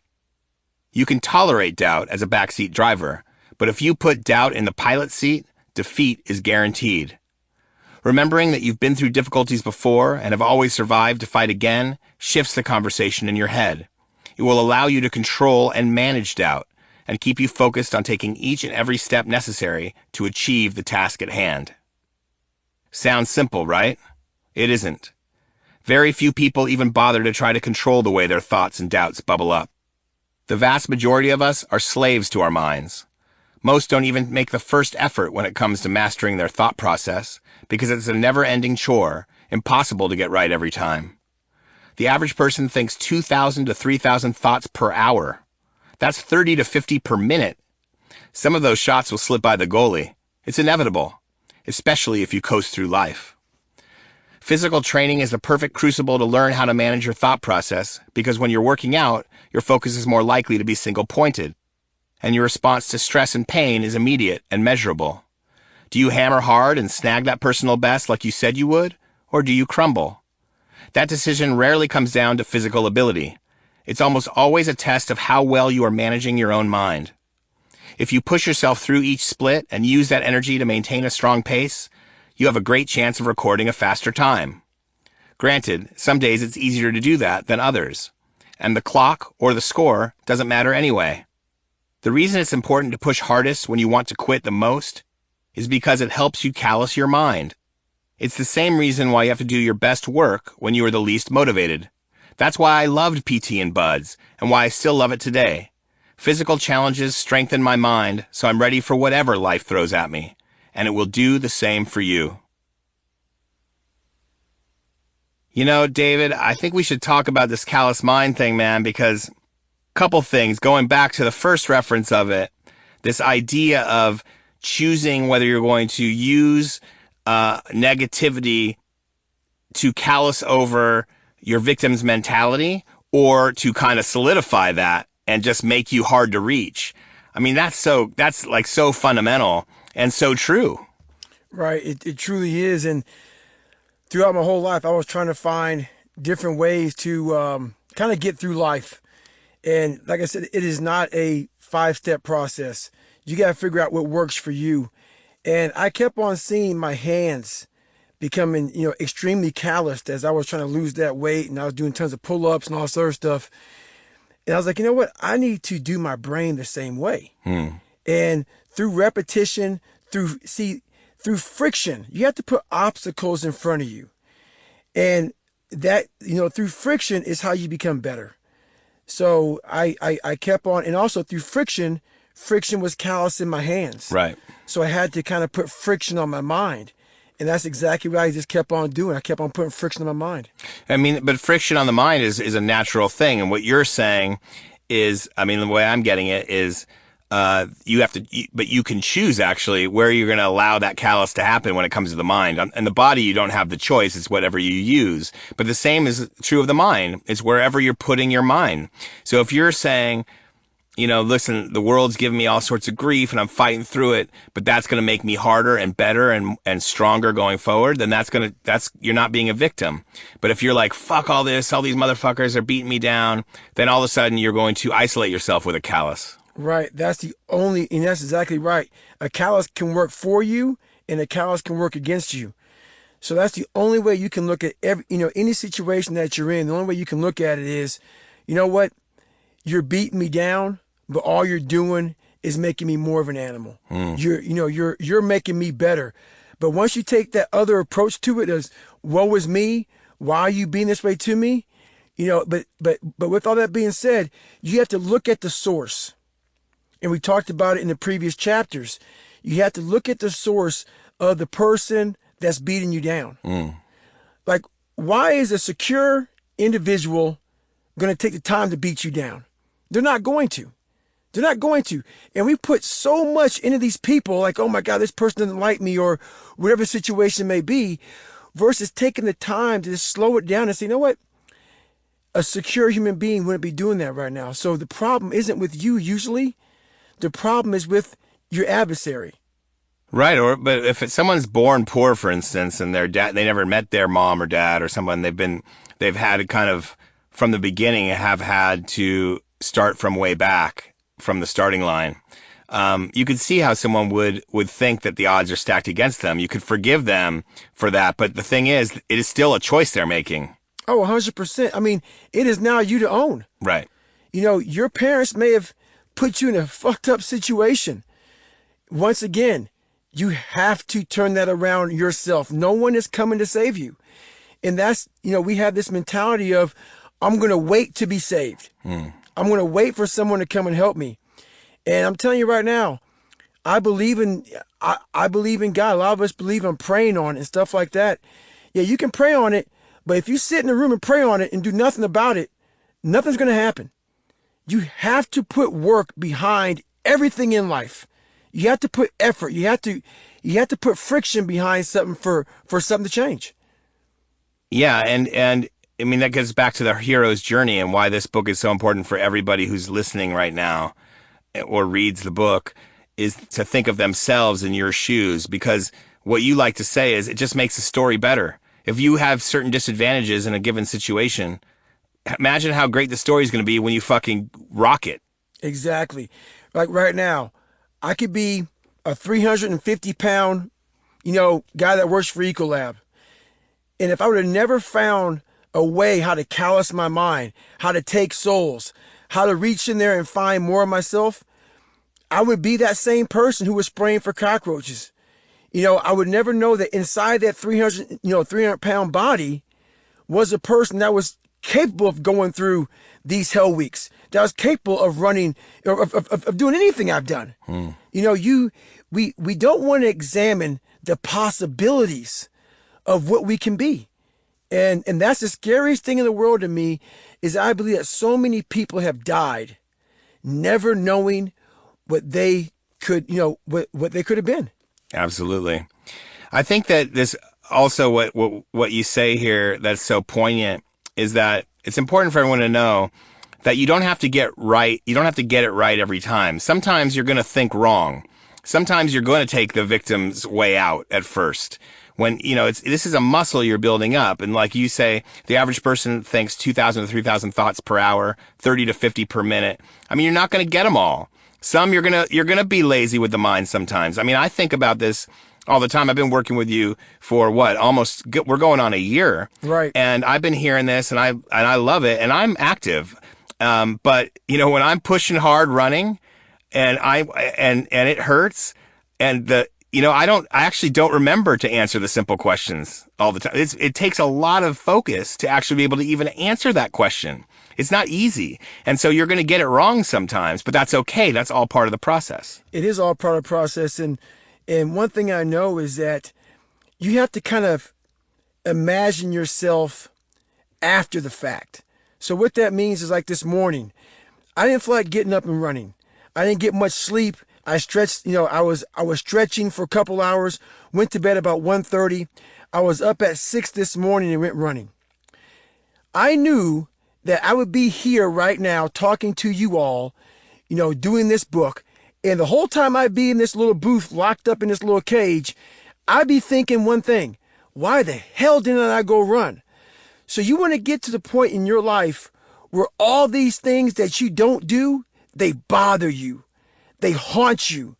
They eat at you throughout the whole day. If you miss something that you were supposed to do, if you're like, it's not a big deal, I'll do it tomorrow, you're not there yet. You want to get to the point in your life where everything that you should have done and you didn't do, it bothers you. And I know that going into everything. Last night, or this morning, I went to bed. I thought to myself, I might not run. I have time afterward. You know what? You can't do that. You cannot do that. So all this stuff right here, this is all about callousing your mind. But no matter how well you deploy it, a calloused mind can't heal broken bones. On the mile-long hike back to the Buds compound, the feeling of victory evaporated, and I could feel the damage I'd done. I had 20 weeks of training in front of me, dozens of evolutions ahead, and I could barely walk. While I wanted to deny the pain in my knee, I knew I was fucked, so I limped straight to medical. When he saw my knee, the doc didn't say a damn thing.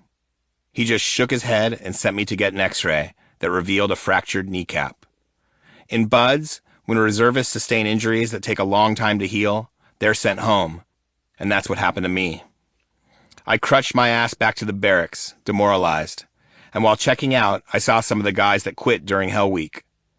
When I first glimpsed their helmets lined up beneath the bell, I felt sorry for them, because I knew the empty feeling of giving up. But seeing them face to face reminded me that failure is a part of life, and now we all had to press on. I hadn't quit, so I knew I'd be invited back, but I had no idea if that meant a third Hell Week or not. Or if after getting rolled twice, I still had the burning desire to fight through another hurricane of pain with no guarantee of success. Given my injury record, how could I?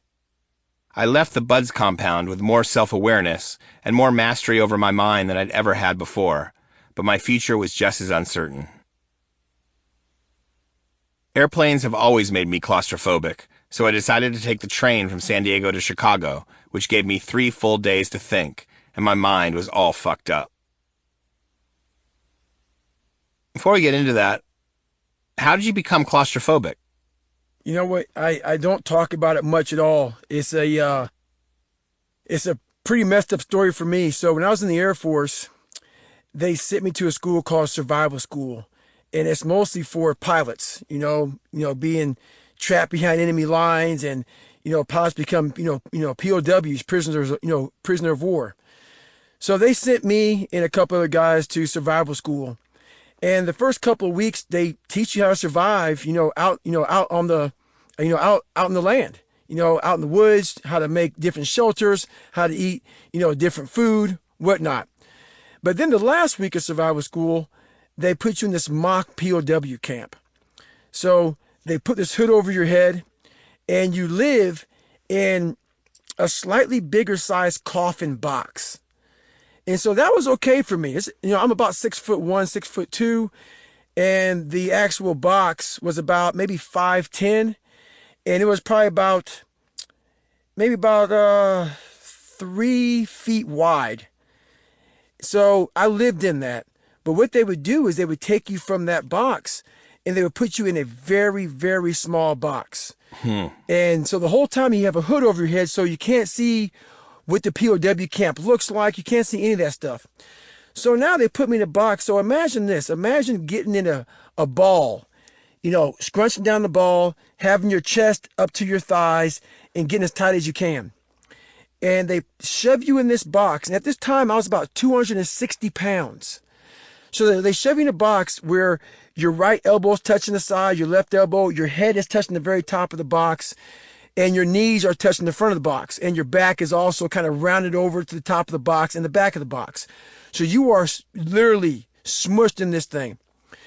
So that wasn't too bad either. But what happened that made me seriously claustrophobic was I thought it was a game because, like I said, everything is a head game. But in this situation, it wasn't. In my box, there happened to be bees. And this wasn't part of the training. There was bees in the box, and I thought, okay, maybe these guys, these instructors are now trying to make me quit, and they're messing with me. And there was something tickling my neck. I'm like, okay, Goggins, keep it together. Keep your shit together, man. Keep it together. Because once you freak out and you're in that kind of tight box, you're going to panic and you're going to be like almost like the daggone Hulk trying to get out of that thing. So I started feeling something. I felt one bee sting, felt another bee sting. Before I knew it, I realized this was no longer a game. This was the real deal, and there was some bees in this box. So being trapped in there with these bees, it freaked me the hell out. So I ended up getting through that thing, but I was trying to take a flight back from Washington, Spokane, Washington, and I had a flight to go back home. And I literally got to my first layover, and I was sweating. They had me in the corner by the window. It was like, it was like 3 seats, and I was by the window, and I was pinned into the side. And I was like, oh my God, I'm claustrophobic. I'm seriously claustrophobic. So how I got over that was I had a buddy of mine I befriended this guy at the hospital, and I started literally going in and having him put me in the MRI machine after hours. Because the MRI machine also freaked me out. So how I got over it was just doing that. So that's how I became severely claustrophobic. But now I'm fine. I know how to talk to myself in the nice, tight, confined spaces. So at this point, you still have it still lingering there, and you just, instead of talking yourself through it, you just wanted to think. So that's why you decided to take the train. Yeah, not only did I want to think, I was like, I'm not getting that fucking airplane. Yeah. You're like, not now. No, not now. I was already busted up from too much shit. I didn't want to go through more mental torture. So you're on the 3-day train ride. On the first day, I didn't know if I wanted to be a SEAL anymore. I had overcome a lot. I beat Hell Week, realized the power of a callous mind, and conquered my fear of the water. Perhaps I'd already learned enough about myself. What else did I need to prove? On day 2, I thought about all the other jobs I could sign up for. Maybe I should move on and become a firefighter. That's a badass job, and it would be an opportunity to become a different sort of hero. But on day 3, as the train veered into Chicago, I slipped into a bathroom the size of a phone booth and checked in with the accountability mirror. Is that really how you feel? Are you sure you're ready to give up on the SEALs and become a civilian fireman? I stared at myself for 5 minutes before I shook my head. I couldn't lie. I had to tell myself the truth, out loud. I'm afraid. I'm afraid of going through all that shit again. I'm afraid of day one, week one. I was divorced by then, but my ex-wife Pam met me in the train station to drive me home to my mother's place in Indianapolis. Pam was still living in Brazil. We'd been in touch while I was in San Diego, and after seeing each other through the crowd on the train platform, we fell back on our habits, and later that night, we fell into bed. That whole summer, from May to November, I stayed in the Midwest, healing up, then rehabbing my knee. I was still a reservist, but remained undecided about going back to Navy SEAL training. I looked into the Marine Corps. I explored the application process for a handful of firefighting units, but finally picked up the phone, ready to call into the Buds compound. They needed my final answer. I sat there, holding the telephone, and thought about the misery of SEAL training. Shit, you run 6 miles a day just to eat, not including your training runs. I visualized all the swimming and paddling, carrying heavy-ass boats and logs on our heads, over the berm all day. I flashed onto hours of sit-ups, push-ups, flutter kicks, and the O course. I remembered the feeling of rolling around in the sand, of being chafed all fucking day and night. My memories were a mind-body experience, and I felt the cold deep in my bones. A normal person would give up. They'd say, fuck it, it's just not meant to be, and refuse to torture themselves 1 minute more. But I wasn't wired normal. As I dialed the number, negativity rose up like an angry shadow. I couldn't help but think that I was put on this earth to suffer. Why wouldn't my own personal demons, the fates, God, or Satan, just leave me the fuck alone? I was tired of trying to prove myself, tired of callousing my mind. Mentally, I was worn to the nub. At the same time, being worn the fuck down is the price of being hard, and I knew if I quit, those feelings and thoughts wouldn't just go away. The cost of quitting would be lifelong purgatory. I'd be trapped in the knowing that I didn't stay in the fight to the bitter end. There is no shame in getting knocked out. The shame comes when you throw in the motherfucking towel, and if I was born to suffer, then I may as well take my medicine. The training officer welcomed me back and confirmed that I was starting from day one, week one. As expected, my brown shirt would have to be swapped out for a white one, and he had one more sliver of sunshine to share. Just so you know, Goggins, he said, this will be the last time we will allow you to go through Buds training. If you get injured, that's it. We will not allow you to come back again. Roger that, I said. Class 235 would muster in just 4 weeks. My knee still wasn't all the way right, but I'd better be ready because the ultimate test was about to begin. Within seconds of hanging up the phone, Pam called and said she needed to see me. It was good timing. I was leaving town again, hopefully for good this time, and I needed to level with her. We'd been enjoying one another, but it was always a temporary thing for me. We'd been married once, and we were still different people with totally different worldviews. That hadn't changed, and obviously neither had some of my insecurities, as they kept me going back to what was familiar. Insanity is doing the same thing over and over again and expecting a different result. We would never work, and it was time to say so. She got to her news first. I'm late, she said, as she burst through the door, clutching a brown paper bag. Like, late. She seemed excited and nervous as she disappeared into the bathroom. I could hear that bag crinkle and the tearing open of a package as I lay on my bed staring at the ceiling.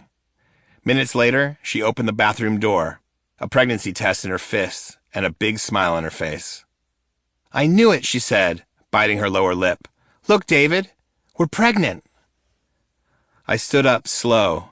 She hugged me with everything she had, and her excitement broke my heart. It wasn't supposed to go like this. I wasn't ready. My body was still broken. I was $30,000 in credit card debt and still only a reservist. I had no address of my own and no car. I was unstable, and that made me very insecure. Plus, I wasn't even in love with this woman. That's what I said to myself while I stared into that accountability mirror over her shoulder, the mirror that never lies. I averted my eyes. Pam went home to share the news with her parents. I walked her to the door of my mother's place, then slumped into the couch. In Coronado, I felt like I'd come to terms with my fucked up past and found some power there, and here I was, sucked under once again. Now it wasn't just about me and my dreams of becoming a SEAL. I had a family to think about, which raised the stakes that much higher. If I failed this time, it wouldn't mean that I was just going back to ground zero, emotionally and financially, but I would be bringing my new family there with me. When my mother got home, I told her everything, and as we talked, the dam broke, and my fear, sadness, and struggle came bursting out of me. I put my head in my hands and sobbed. Mom, my life from the time I was born until now has been a nightmare that keeps getting worse, I said. The harder I try, the harder my life becomes. I can't argue with that, David, she said. My mom knew hell, and she wasn't trying to baby me. She never had. But I also know you well enough to know that you will find a way to get through this. I have to, I said, as I wiped the tears from my eyes. I don't have a choice. She left me alone, and I sat on that couch all night. I felt like I'd been stripped of everything, but I was still breathing, which meant I had to find a way to keep going. I had to compartmentalize doubt and find the strength to believe that I was born to be more than some tired-ass Navy SEAL reject. After Hell Week, I'd felt I had become unbreakable, yet within a week I'd been zeroed out. I hadn't leveled up after all. I still wasn't shit, and if I was going to fix my broke-down life, I would have to become more. On that sofa, I found a way. By then I'd learned how to hold myself accountable, and I knew I could take a man's soul in the heat of battle. I had overcome many obstacles and realized that each of those experiences had calloused my mind so thick I could take on any challenge. All of that made me feel like I'd dealt with my past demons, but I hadn't. I'd been ignoring them. My memories of abuse at the hands of my father, of all those people who called me nigger, didn't vaporize after a few victories. Those moments were anchored deep in my subconscious, and as a result, my foundation was cracked. In a human being, your character is your foundation, and when you build a bunch of successes and pile up even more failures on a fucked up foundation, the structure that is the self won't be sound. To develop an armored mind, a mindset so calloused and hard that it becomes bulletproof, you need to go to the source of all your fears and insecurities. Most of us sweep our failures and evil secrets under the rug, but when we run into problems, that rug gets lifted up, and our darkness reemerges, floods our soul, and influences the decisions which determine our character. My fears were never just about the water, and my anxieties towards Class 235 weren't about the pain of first phase. They were seeping from the infected wounds I'd been walking around with my entire life, and my denial of them amounted to a denial of myself. I was my own worst enemy. It wasn't the world, or God, or the devil that was out to get me. It was me. I was rejecting my past, and therefore rejecting myself. My foundation, my character, was defined by self-rejection. All my fears came from that deep-seated uneasiness I carried with being David Goggins, because of what I'd gone through. Even after I'd reached a point where I no longer cared about what others thought of me, I still had trouble accepting me. Anyone who is of sound mind and body can sit down and think of 20 things in their life that could have gone differently, where maybe they didn't get a fair shake, and where they took the path of least resistance. If you're one of the few who acknowledge that, want to callous those wounds and strengthen your character, it's up to you to go back through your past and make peace with yourself by facing those incidents and all of your negative influences and accepting them as weak spots in your own character. Only when you identify and accept your weaknesses will you finally stop running from your past. Then those incidents can be used more efficiently as fuel to become better and grow stronger. Right there on my mom's couch, as the moon burned its arc in the night sky, I faced down my demons. I faced myself. I couldn't run from my dad anymore. I had to accept that he was part of me, and that his lying, cheating character influenced me more than I cared to admit. Before that night, I used to tell people that my father had died, rather than tell the truth about where I came from. Even in the SEALs, I trotted out that lie. I knew why. When you get beat up, you don't want to acknowledge getting your ass kicked. It doesn't make you feel very manly, so the easiest thing to do is forget about it and move on. Pretend it never happened. Not anymore. Going forward, it became very important for me to rehash my life, because when you examine your experiences with a fine-tooth comb, you see where your issues come from. You can find strength in enduring pain and abuse. By accepting Trunis Goggins as part of me, I was free to use where I came from as fuel. I realized that each episode of child abuse that could have killed me made me tough as hell and as sharp as a samurai's blade. True, I had been dealt a fucked up hand, but that night I started thinking of it as running a 100-mile race with a 50-pound ruck on my back. Could I still compete in that race, even if everyone else was running free and easy, weighing 130 pounds? How fast would I be able to run once I'd shed that dead weight? I wasn't even thinking about ultras yet. To me, the race was life itself. And the more I took inventory, the more I realized how prepared I was for the fucked up events yet to come. Life had put me in the fire, taken me out and hammered me repeatedly, and diving back into the Bud's cauldron, feeling a third hell week in a calendar year, would decorate me with a PhD in pain. I was about to become the sharpest sword ever made. I mean, there's so much to dive into here, but I just want to unpack one specific thing because it's a subtle difference. Because when you're in the pool, you realize that your hard life, everything you've been through had calloused you to the point where you could take more pain and do and achieve more. Right. You'd been trained. You'd had that callus in your mind to be able to endure more pain. But now we're saying, actually, even though that is true and you had realized that, you actually hadn't accepted all those negative experiences completely. You accepted them as these things that you had to go through, these thresholds you had to pass through, but you didn't accept them as integral to your character. Is that right? Exactly. So what I did was, I was definitely getting, I was enduring the pain. I was getting better in the water. I was getting better physically. And that's the thing about it, man. It's like a lot of times, for instance, I was at Bud's Prep for a while before I got out of the SEAL teams before I retired. And what I saw was we were teaching these guys, we were building these hybrids. And these guys would come to this program straight out of boot camp, and they spent 2 months training for Buds, something that we never did before. Like when I went through, you got orders and went right to Buds. Now we were getting these guys ready for Buds. So it was 2 months of pre-Buds, of getting your ass kicked. So we got these guys more push-ups, more sit-ups, more swimming, more everything. But what I realized, though, is all we were doing was building a bigger, stronger, faster quitter. We never went down to the fucking straight-up foundation of that person's soul. So that's what I was doing here. Every time I would overcome something, I thought, oh my God, my past is in the dust. My past is gone. I'm crushing this shit. But what I never did was I never drilled down deep. I never went back to my past and actually sat down with the old David Goggins. The David Goggins that got abused by his dad. The David Goggins that got called nigger.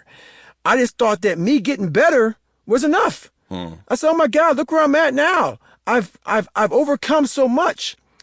But whenever hard times would come up, like we talk about here, that rug would lift. And once that rug would lift, all those demons would come flying out. So I had to go back and actually face all of that shit, go back in my past and literally rebuild that foundation. And it's really interesting because basically all you're doing now in telling your story with this book, but also in all the countless hours you spend telling your story on stage or on podcasts is basically all an outgrowth of that, isn't it? It's a full acceptance. So therefore you can use it to empower you in so many ways, whether it's in PT or in, actually in your case, it's actually empowered you to tell your story and it's become its own livelihood.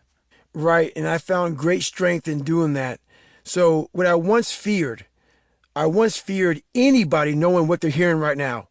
This is all embarrassing shit. But I got to the point where I realized, man, there's power. There's power in being able to tell the whole world, if they want to listen, anything they want to know about you. There's a lot of power. Not many people can do that. But once you get to that point in your life, you have cracked the code. You've cracked the code and you no longer look at people as, oh my God, they're judging me. Oh my God, what are they saying about me? There's a lot of people that say that, oh, I don't give a fuck. I don't care, whatever, man. But they care. They truly care. I got to the point where judge me if you want. I truly don't care.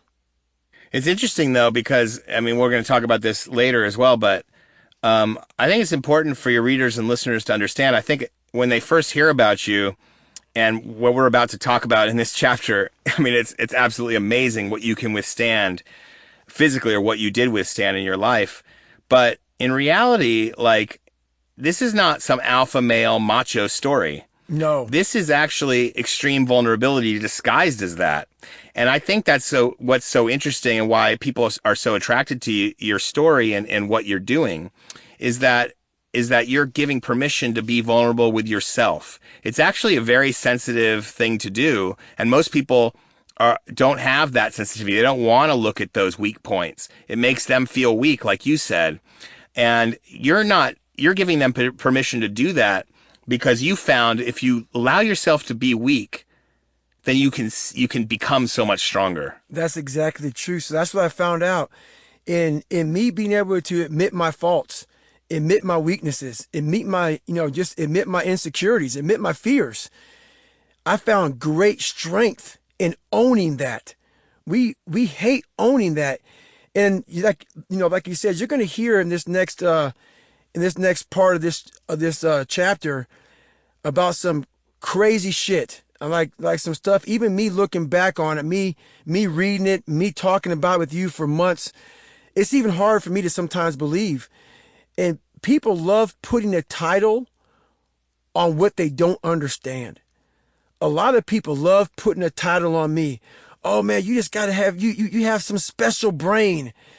You guys have heard my life, at least a fraction of it. There's a lot more to come. Don't put a title on me to make yourself feel better. Do not put a title on me to give yourself a get out of jail free card.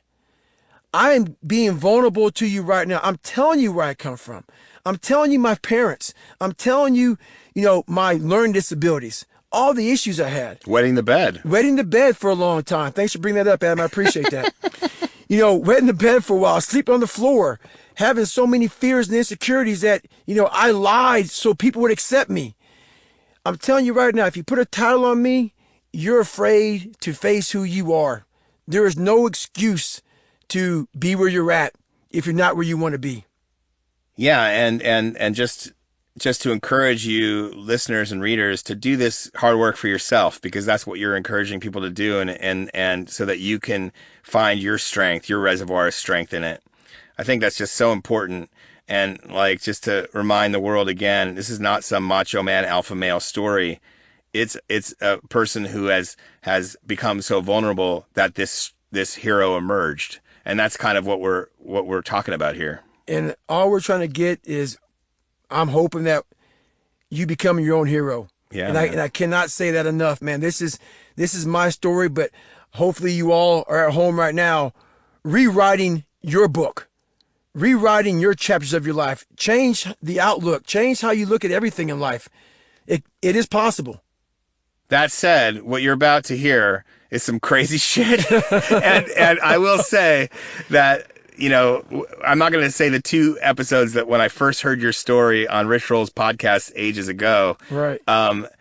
This right here is one of the things that just made me like go, that's mental. Like, that's fucking crazy. But crazy in a way that, wow, I didn't know that was possible for a human being.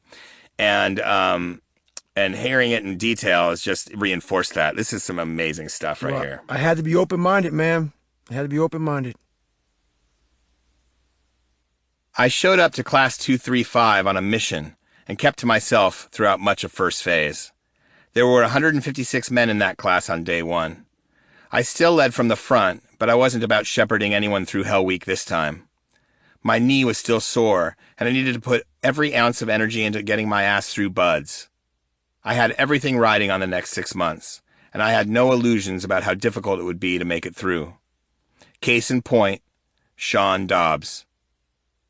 Dobbs grew up poor in Jacksonville, Florida. He battled some of the same demons I did, and he came into class with a chip on his shoulder. Right away, I could see he was an elite natural athlete. He was at or near the front on all the runs. He blitzed the O course in 8 minutes and 30 seconds after just a few reps, and he knew he was a bad motherfucker. Then again, like the Taoists say, those that know don't speak, and those who speak, well, they don't know jack shit. On the night before Hell Week began, he talked a lot of noise about the guys in Class 235. There were already 55 helmets on the grinder, and he was sure he'd be one of the handful of graduates at the end. He mentioned the guys he knew would make it through Hell Week, and also talked a lot of nonsense about the guys he knew would quit. He had no clue that he was making the classic mistake of measuring himself against others in his class. When he beat them in an evolution or outperformed them during PT, he took a lot of pride in that. It boosted his self-confidence and his performance. In buds, it's common and natural to do some of that. It's all part of the competitive nature of the alpha males who are drawn to the SEALs. But he didn't realize that during Hell Week, you need a solid boat crew to survive, which means depending upon your classmates, not defeating them. While he talked and talked, I took notice. He had no idea what was in store for him and how bad sleep deprivation and being cold fucks you up. He was about to find out.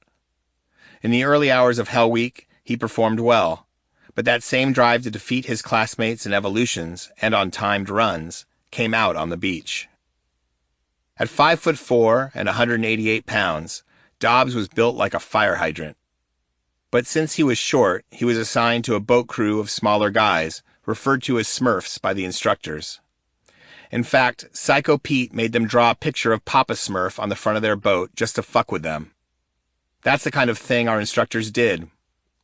They looked for any way to break you, and with Dobbs, it worked. He didn't like being grouped up with guys he considered smaller and weaker, and took it out on his teammates. Over the next day, he would grind his own crew down before our eyes. He took up the position at the front of the boat, or the log, and set a blistering pace on the runs. Instead of checking in with his crew and holding something back in reserve, he went all out from the jump. I reached out to him recently, and he said he remembered buds like it happened last week. I was grinding an axe on my own people, he said. I was purposely beating them down, almost like if I made guys quit, it was a check mark on my helmet. By Monday morning, he'd done a decent job of it. 2 of his guys had quit, and that meant 4 smaller guys had to carry their boat and log by themselves. He admitted he was fighting his own demons on that beach, that his foundation was cracked. I was an insecure person with low self-esteem trying to grind an axe, he said, and my own ego, arrogance, and insecurity made my own life more difficult. Translation, his mind broke down in ways he'd never experienced before or since. On Monday afternoon, we did a bay swim, and when he emerged from the water, he was hurting. Watching him, it was obvious he could barely walk, and that his mind was teetering on the brink. We locked eyes, and I saw that he was asking himself those simple questions and couldn't find an answer. He looked a lot like I did when I was in pararescue, searching for a way out. From then on, Dobbs was one of the worst performers on the whole beach, and that fucked him up bad. All the people I'd categorized as lower than worms were kicking my butt, he said. Soon his crew was down to 2 men, and he got moved to another boat crew with taller guys. When they lifted the boat head high, he wasn't even able to reach that motherfucker. And all of his insecurities about his size and his past started caving in on him. I started to believe that I didn't belong there, he said. That I was genetically inferior. It was like I had superpowers, and I'd lost them. I was in a place in my mind I'd never been, and I didn't have a roadmap. Think about where he was at that time. This man had excelled through the first few weeks of buds. He'd come from nothing and was a phenomenal athlete. He had so many experiences along the way he could have leaned on. He'd calloused his mind plenty, but because his foundation was cracked, when shit got real, he lost control of his mindset and became a slave to his self-doubt. On Monday night, Dobbs reported to medical, complaining about his feet. He was sure he had stress fractures, but when he took off his boots, they weren't swollen or black and blue like he'd imagined. They looked perfectly healthy. I know that because I was at MedCheck too, sitting right beside him. I saw his blank stare and knew the inevitable was near. It was the look that comes over a man's face after he surrenders his soul.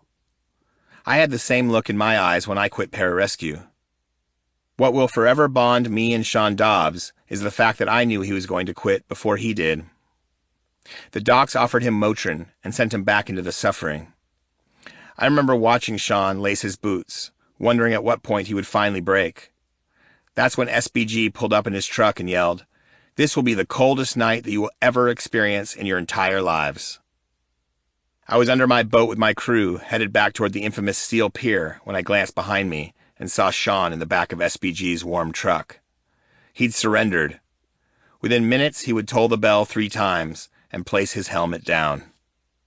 In Dobbs' defense, this was one nightmare of a hell week.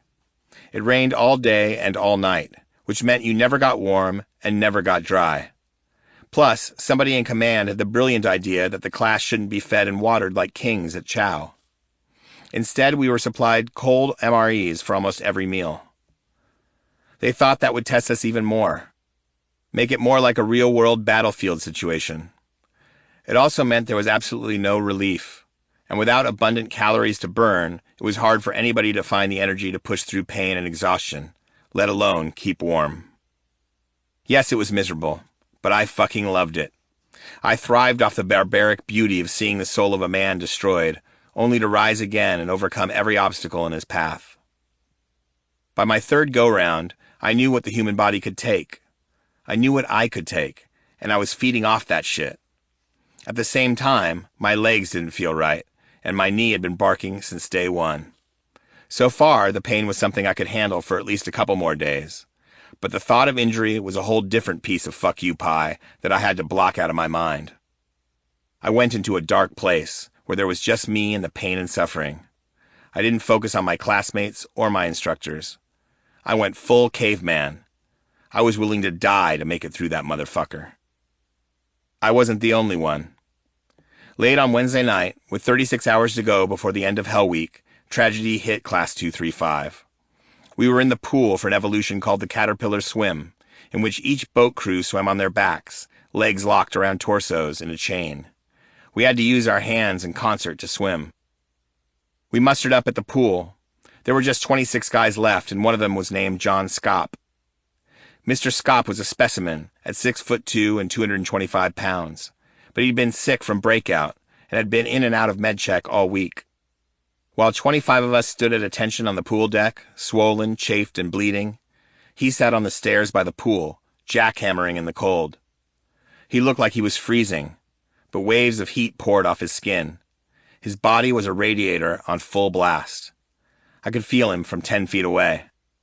I'd had double pneumonia during my first Hell Week and knew what it looked and felt like. His alveoli, or air sacs, were filling with fluid. He couldn't clear them, so he could barely breathe, which exacerbated this problem. When pneumonia goes uncontrolled, it can lead to pulmonary edema, which can be deadly, and he was halfway there. Sure enough, during the Caterpillar Swim, his legs went limp, and he darted to the bottom of the pool like a doll stuffed with lead. 2 instructors jumped in after him, and from there it was chaos. They ordered us out of the water and lined us up along the fence with our backs facing the pool as medics worked to revive Mr. Scop. We heard everything and knew his chances were slipping. 5 minutes later, he still wasn't breathing, and they ordered us to the locker room. Mr. Scop was transported to the hospital, and we were told to run back to the Buds classroom. We didn't know it yet, but Hell Week was already over. Minutes later, SBG walked in and delivered the news cold. "Mr. Scop is dead," he said. He took stock of the room. His words had been a collective gut punch to men who were already on the knife's edge after nearly a week with no sleep and no relief. SBG didn't give a fuck. This is the world you live in. He's not the first, and he won't be the last to die in your line of work. He looked over at Mr. Scop's roommate and said, "Mr. Moore, don't steal any of his shit." Then he left the room like it was just another fucked up day. I felt torn between grief, nausea, and relief. I was sad and sick to my stomach that Mr. Scop had died, but we were all relieved to have survived Hell Week. Plus, the way SBG handled it was straight ahead, no bullshit. And I remember thinking if all SEALs were like him, this would definitely be the world for me. Talk about mixed emotions. See, most civilians don't understand that you need a certain level of callousness to do the job we were being trained to do. To live in a brutal world, you have to accept cold-blooded truths. I'm not saying it's good. I'm not necessarily proud of it. But Special Ops is a calloused world, and it demands a calloused mind. Hell Week had ended 36 hours early. There was no pizza or brown shirt ceremony on the grinder, but 25 men out of a possible 156 had made it. Once again, I was one of the few, and once again, I was swollen like a Pillsbury Doughboy and on crutches with 21 weeks of training still to come. My patella was intact, but both of my shins were slivered with small fractures. It gets worse. The instructors were surly because they'd been forced to call Hell Week prematurely, so they ended Walk Week after just 48 hours. By every conceivable metric, I was fucked. When I moved my ankle, my shins were activated, and I felt searing pain, which was a monumental problem because a typical week in buds demands up to 60 miles of running. Imagine doing that on 2 broken shins. Most of the guys in Class 235 lived on base at Naval Special Warfare Command in Coronado. I lived about 20 miles away in a $700 a month studio apartment with a mold problem in Chula Vista, which I shared with my pregnant wife and stepdaughter. After she got pregnant, Pam and I remarried. I financed a new Honda Passport, which put me roughly $60,000 in debt, and the 3 of us drove out from Indiana to San Diego to restart our family. I'd just cleared Hell Week for the 2nd time in a calendar year, and she was set to deliver our baby right around graduation. But there was no happiness in my head or my soul. How could there be? We lived in a shithole that was at the edge of affordability, and my body was broken once again. If I couldn't make it through, I wouldn't even be able to afford rent. Would have to start all over and find a new line of work. I could not and would not let that happen. The night before first phase kicked back up in intensity, I shaved my head and stared into my reflection. For almost 2 years straight, I'd been taking pain to the extreme and coming back for more. I'd succeeded in spurts, only to be buried alive in failure. That night, the only thing that allowed me to continue pushing forward was the knowledge that everything I'd been through had helped callous my mind. The question was, how thick was the callus? How much pain could one man take? Did I have it in me to run on broken legs? I woke up at 3:30 the next morning and drove to the base. I limped to the Bud's cage where we kept our gear and slumped onto a bench, dropping my backpack at my feet. It was dark as hell inside and out, and I was all alone. I could hear the rolling surf in the distance as I dug through my dive bag. Buried beneath my dive gear were 2 rolls of duct tape. I could only shake my head and smile in disbelief as I grabbed them, knowing how insane my plan was. I carefully pulled a thick black tube sock over my right foot. The shin was tender to the touch, and even the slightest twitch of the ankle joint registered high on the suffering scale. From there I looped the tape around my heel, then up over my ankle and back down to my heel, eventually moving both down the foot and up my calf until my entire lower leg and foot were wrapped tight. That was just the first coat. Then I put another black tube sock on and taped my foot and ankle the same way. By the time I was done, I had 2 sock layers and 2 tape layers. And once my foot was laced up in the boot, my ankle and shin were protected and immobilized. Satisfied, I did up my left foot, and an hour later it was as though both my lower legs were sunk into soft casts. It still hurt to walk, but the torture that I'd felt when my ankle moved was more tolerable. Or at least I thought so. I'd find out for sure when we started to run. Our first training run that day was my trial by fire, and I did the best I could to run with my hip flexors. Usually we let our feet and lower legs drive the rhythm. I had to reverse that. It took intense focus to isolate each movement and generate motion and power in my legs from the hip down. And for the first 30 minutes, the pain was the worst I'd ever felt in my life.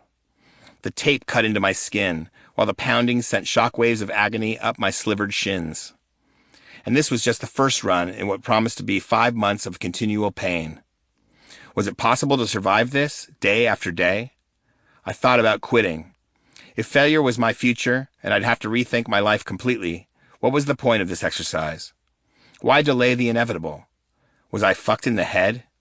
Each and every thought boiled down to the same old simple question. Why? The only way to guarantee failure is to quit right now, motherfucker. I was talking to myself now, silently screaming over the din of anguish that was crushing my mind and soul. Take the pain, or it won't just be your failure, it will be your family's failure.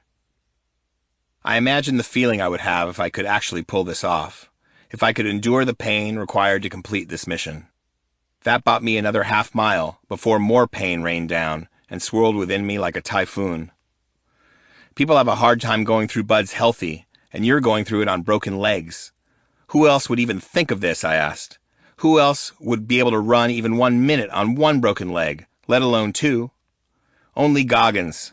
You are 20 minutes in the business, Goggins. You are a fucking machine. Each step you run from now until the end will only make you harder. That last message cracked the code like a password. My calloused mind was my ticket forward, and at the 40-minute mark, something remarkable happened. The pain receded to low tide. The tape had loosened so it wasn't cutting into my skin, and my muscles and bones were warm enough to take some pounding. The pain would come and go throughout the day, but it became much more manageable, and when the pain did show up, I told myself it was proof of how tough I was and how much tougher I was becoming. Day after day, the same ritual played itself out. I showed up early, duct taped my feet, endured 30 minutes of extreme pain, talked myself through it, and survived.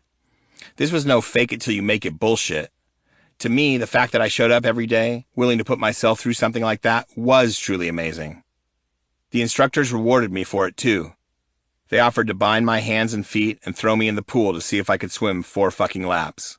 In fact, they didn't offer. They insisted.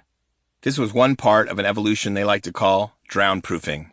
I preferred to call it controlled drowning. With our hands bound behind us and feet tied behind our back, all we could do is dolphin kick, and unlike some of the experienced swimmers in our class, who looked like they'd been pulled from the Michael Phelps gene pool, my dolphin kick was that of a stationary rocking horse and provided about the same propulsion. I was continually out of breath, fighting to stay near the surface, chicken-necking my head above the water to get a breath, only to sink down and kick hard, trying in vain to find momentum. I'd practiced for this. For weeks, I'd hit the pool, and even experimented with wetsuit shorts to see if I could hide them under my uniform to provide some buoyancy. They made it look like I was wearing a diaper under the tight-ass nut-hugging UDT shorts, and they didn't help. But all that practice did get me comfortable enough with the feeling of drowning that I was able to endure and pass that test. We had another brutal underwater evolution in second phase, aka dive phase. Again, it involved treading water, which always sounds basic as hell whenever I write it. But for this drill, we were fitted with fully charged, twin 80-liter tanks and a 16-pound weight belt. We had fins, but kicking with fins increased the pain quotient and stress on my ankles and shins. I couldn't tape up for the water. I had to suck up the pain. After that, we had to swim on our backs for 50 meters without sinking. Then flip over and swim 50 meters on our stomach, once again staying on the surface, all while being fully loaded. We weren't allowed to use any flotation devices whatsoever, and keeping our heads up caused intense pain in our necks, shoulders, hips, and lower backs. The noises coming out of the pool that day are something I'll never forget. Our desperate attempts to stay afloat and breathe conjured an audible mixture of terror, frustration, and exertion. We were gurgling, grunting, and gasping. I heard guttural screams and high-pitched squeals. Several guys sunk to the bottom, took off their weight belts, and slipped free of their tanks, letting them crash to the floor of the pool, then jetted to the surface. Only one man passed that evolution on the first try. We only got 3 chances to pass any given evolution, and it took me all 3 to pass that one. On my last attempt, I focused on long, fluid scissor kicks, again using my overworked hip flexors. I barely made it. By the time we got to third phase, the land warfare training module on San Clemente Island, my legs were healed up, and I knew I'd make it through to graduation. But just because it was the last lap doesn't mean it was easy. At the main BUD/S compound on the Strand, you get lots of looky-loos coming through. Officers of all stripes stop in to watch training, which means there are people peering over the instructor's shoulders. On the island, it's just you and them. They are free to get nasty, and they show no mercy, which is exactly why I loved the island. One afternoon, we split into teams of 2 and 3 guys to build hide sites that blend in with the vegetation. We were coming down to the end by then, and everyone was in killer shape and unafraid. Guys were getting sloppy with their attention to detail, and the instructors were pissed off, so they called everyone down into a valley to give us a classic beatdown. There would be push-ups, sit-ups, flutter kicks, and 8-count bodybuilders galore. But first they told us to kneel down and dig holes with our hands, large enough to bury ourselves up to the neck for some unspecified length of time. I was smiling my ass off and digging deep when one of the instructors came up with a new, creative way to torture me. "Goggins, get up. You like this shit too much." I laughed and kept digging, but he was serious. I said, "Get up, Goggins. You're getting way too much pleasure." I stood up, stepped to the side, and watched my classmates suffer for the next 30 minutes without me. From then on, the instructors stopped including me in their beatdowns. When the class was ordered to do push-ups, sit-ups, or get wet and sandy, they'd always exclude me. I took it as a point of pride that I'd finally broken the will of the entire Bud staff, but I also missed the beatdowns, because I saw them as opportunities to callous my mind. Now, they were over for me. Considering that the grinder was center stage for a lot of Navy SEAL training, it makes sense that's where Bud's graduation is held. Families fly in. Fathers and brothers puff their chests out. Mothers, wives, and girlfriends are all done up and drop dead gorgeous. Instead of pain and misery, it was all smiles on that patch of asphalt as the graduates of Class 235 mustered up in our dress whites beneath a huge American flag billowing in the sea breeze. To our right was the infamous bell that 130 of our classmates tolled in order to quit what is arguably the most challenging training in the military. Each of us was introduced and acknowledged individually. My mother had tears of joy in her eyes when my name was called. But strangely, I didn't feel much of anything, except sadness. On the grinder and later at McPee's, the SEAL pub of choice in downtown Coronado, my teammates beamed with pride as they gathered to take photos with their families. At the bar, music blared while everyone got drunk and raised hell like they just won something. And to be honest, that shit annoyed me, because I was sorry to see Buds go. When I first locked in on the SEALs, I was looking for an arena that would either destroy me completely or make me unbreakable. Buds provided that. It showed me what the human mind is capable of, and how to harness it to take more pain than I'd ever felt before, so I could learn to achieve things I never even knew were possible, like running on broken legs. After graduation, it would be up to me to continue to hunt impossible tasks, because though it was an accomplishment to become just the 36th African-American Buds graduate in Navy SEAL history, my quest to defy the odds had only just begun. My man, that is crazy. The running on broken legs, obviously that's what we were referencing before when we were talking right before the Dobbs stuff. Right. I mean, that is just unreal, man. When I heard that, I was just like, wow, I am such a pussy. Well, see, what happened is my mentality started growing by leaps and bounds. Yeah. And you'll see in these next coming chapters how far my mind starts to go. Yeah. And that also starts to hurt me. Yeah. That also starts to hurt me coming up, man. I start to dive into parts of the mind that many people have never even explored, have never even don't even think it's even possible. And I was starting to tap into these different spots that I was like, my God, the mind is truly amazing.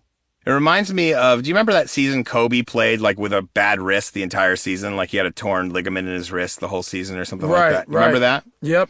Yeah, it reminds me of that, like, because at the time, we all knew he was doing that, but like, I don't even feel like that got as much play as it probably should have. Right. And you know what's funny? I hear about those things and I sometimes laugh. Yeah. Yeah. Yeah. Because I know these people went through some serious stuff, but I'm literally going through the hardest training, arguably in the world. Right. With no big health staff babying you after a 2-hour game. I don't have like ice baths and shit. No. I'm in the daggone cage putting duct tape on my daggone ankles and feet. And it's excruciating. And I'm hoping to get, in the Pacific Ocean because it was cold. So I was hoping to get in that water so my body would get frozen. So that would also help with, it would actually numb. It actually numbed my feet. Fuck yeah. I mean, you're still on a reserve salary. Exactly. You're not even getting a full SEAL salary. No, man. So this ain't like Kobe Bryant shit, man. This is like, I'm sitting here thinking, this man. Is caveman. Yeah, this is straight up barbaric, this is caveman. Savage, like next level Garanimal shit. I mean, what's the difference in pay? Like, how much were you making and how much were you hoping to get just by running on broken legs? So basically, I was in E5, I believe, or no, I was in E4. So I was in E4, and I was probably bringing home, going through buds, about $2,200 a month. And then if you got through buds, what was your payday? I was gonna get I was part of the STAR program, so I was gonna go from E4 to E5, which jumped my pay up. I was gonna get dive pay and jump pay and demo pay. So that was gonna jack my pay up from about $2,200 a month to damn near $4,500, double my pay. Which is great, but it's not Kobe Bryant game pay. No, not at all, man. And, it was and plus going through buds, your legs, that's almost 100% of what you're doing. Yeah. So, it was very different, and there was no, really days off. Yeah, man. That's what I'm saying, man. When I hear your story, that's all I can think about is who are the people out there going through stuff you just can't even imagine. You know what I mean? And like and fighting for it. It's actually life affirming to hear all that you had to go through and you achieved and you got through it. It's like that's why I'm motivated by your story, and I think a lot of people are, because it shows you that it's possible to go through shit you can't even imagine. Well, what's funny is some of the hardest people on the planet Earth you'll never hear about. No. So we idolize these sport figures. Yeah. Because they have a broken toenail or they have plantar fasciitis. Oh my God, like Peyton Manning, he has plantar fasciitis. I know a million ultra runners who every day run with plantar fasciitis. Right. So it's just how we idolize these people, and just these old school knuckle draggers, these everyday men and women who are getting after it, who are hard as shit. And it's like, hey, whatever, man, just get up and do something that sucks every day. They don't care. No, amazing. Well, let's do a couple behind the scenes on the SEALs that we didn't. We're gonna get into more SEAL stuff as you go. But, with your deployments, but some of the guys that aren't in the deployments either that we want to highlight, I think there was Drew Sheets, and we wanted to give some backstory as well to some other guys. So with Drew Sheets was in my third Hell Week, and he was my Bill Brown. So Bill Brown was in my second Hell Week. Drew Sheets was in my third Hell Week, and he was my pillar beside me. He was the guy that was like, look, so the front of the boat is extremely heavy. He was Bill Brown for your third Hell Week. Exactly. He was my Bill Brown for my third Hell Week. And he was the guy, I was number one guy. The number one position on the boat is the front of the boat is heavy as shit. Number two is about the second heaviest spot, which is also the front of the boat. And basically, we both got out of Hell Week. And it was like what? It was, we got out Thursday morning, and we were both on crutches. And we both have broken legs. But the thing with Drew Sheets is that Drew couldn't continue on. This was Drew's first class. This was my third class. So Drew actually got rolled back, I think, to class either 236 or 237. And Drew couldn't believe that I was going on, because we both had the same amount. We had a high number of breaks in our shins. And I was like, hey, I gotta keep on going, dude. So that's Drew Sheets. We had Bill Brown from my second Hell Week. And a great story about Bill Brown was in his first class, he was in dive phase, and Bill got beat a lot.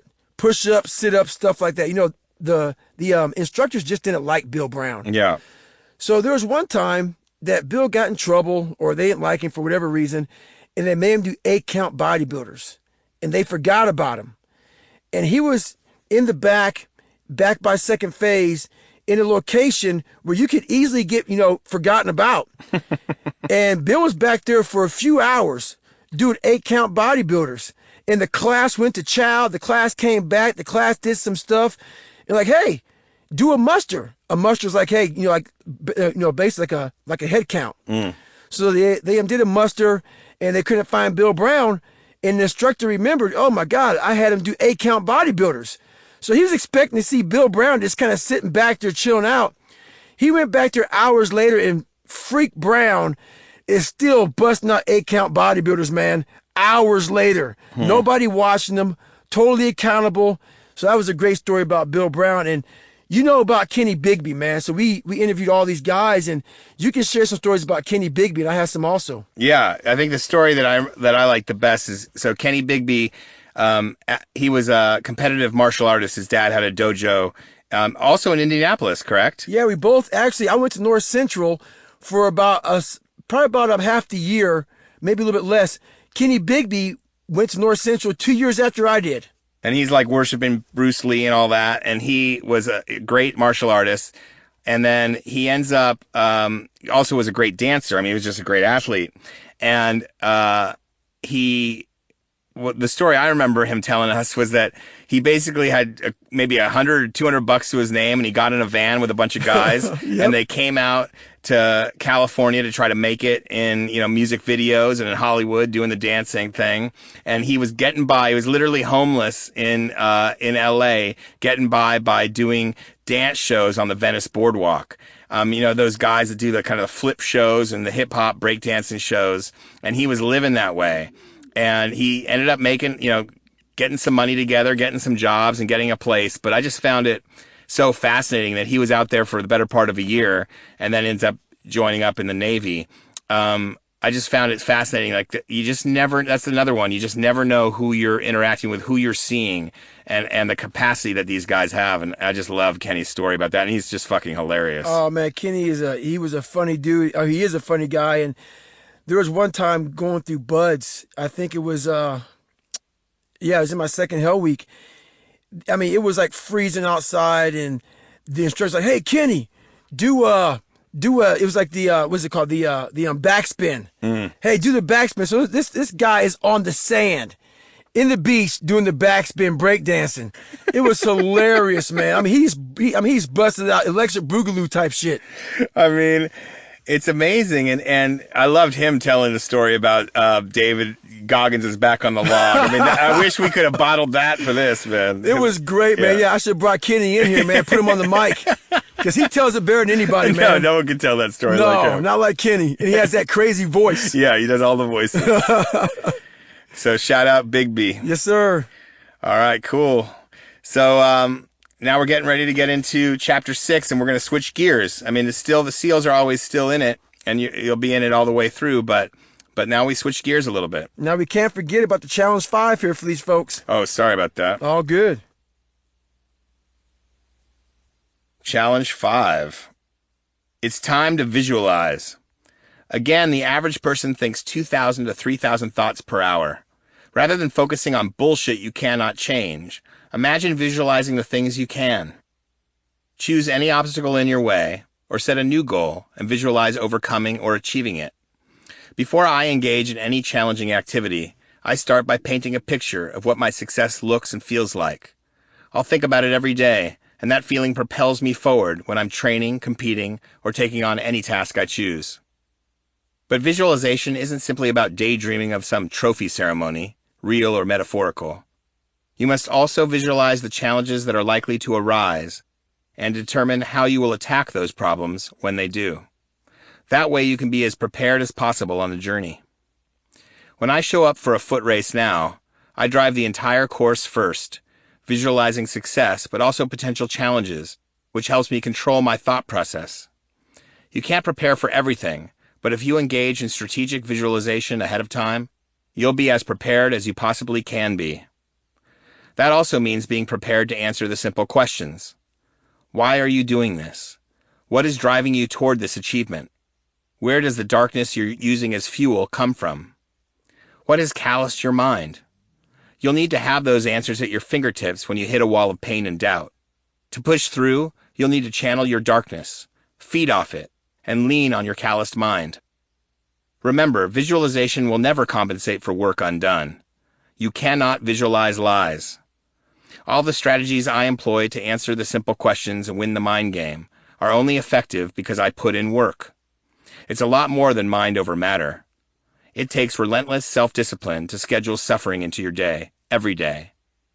But if you do, you'll find that at the other end of that suffering is a whole other life just waiting for you. This challenge doesn't have to be physical. And victory doesn't always mean you came in first place. It can mean you finally overcome a lifelong fear or any other obstacle that made you surrender in the past. Whatever it is, tell the world your story about how you created your #armored mind and where it's taken you. I always find this interesting because I mentioned it before, but like I've been in these circuit training, and in circuit training, they like to push you. You want to get into the red for periods and get back into the orange and get into the red, heart rate zones. And I'm able to do it because I visualize you. But when I'm running by myself and I'm in pain, it's so hard to actually think of the simple answers to the questions. It's actually really hard to do it because to take that extra energy that it takes to think intellectual thoughts and that kind of problem solving, Right. it's super hard. And so what's a good shortcut to make sure those answers, do you have to like really focus on them before you start the run, or how do you make sure they're at the forefront of your mind? Because it's more complex than just remembering them. It's huge. So one thing I started doing is I started realizing that when you're trying to go back through all these different tools that you have, your mind starts to become kind of spastic. Like you said, for instance, you were running like your brain gets out of control, starts losing control of what's going on. Yeah. You have to learn, it's called the 1 second decision. And it's something that I have taken on board. It's something that I invented for myself because I would spaz out.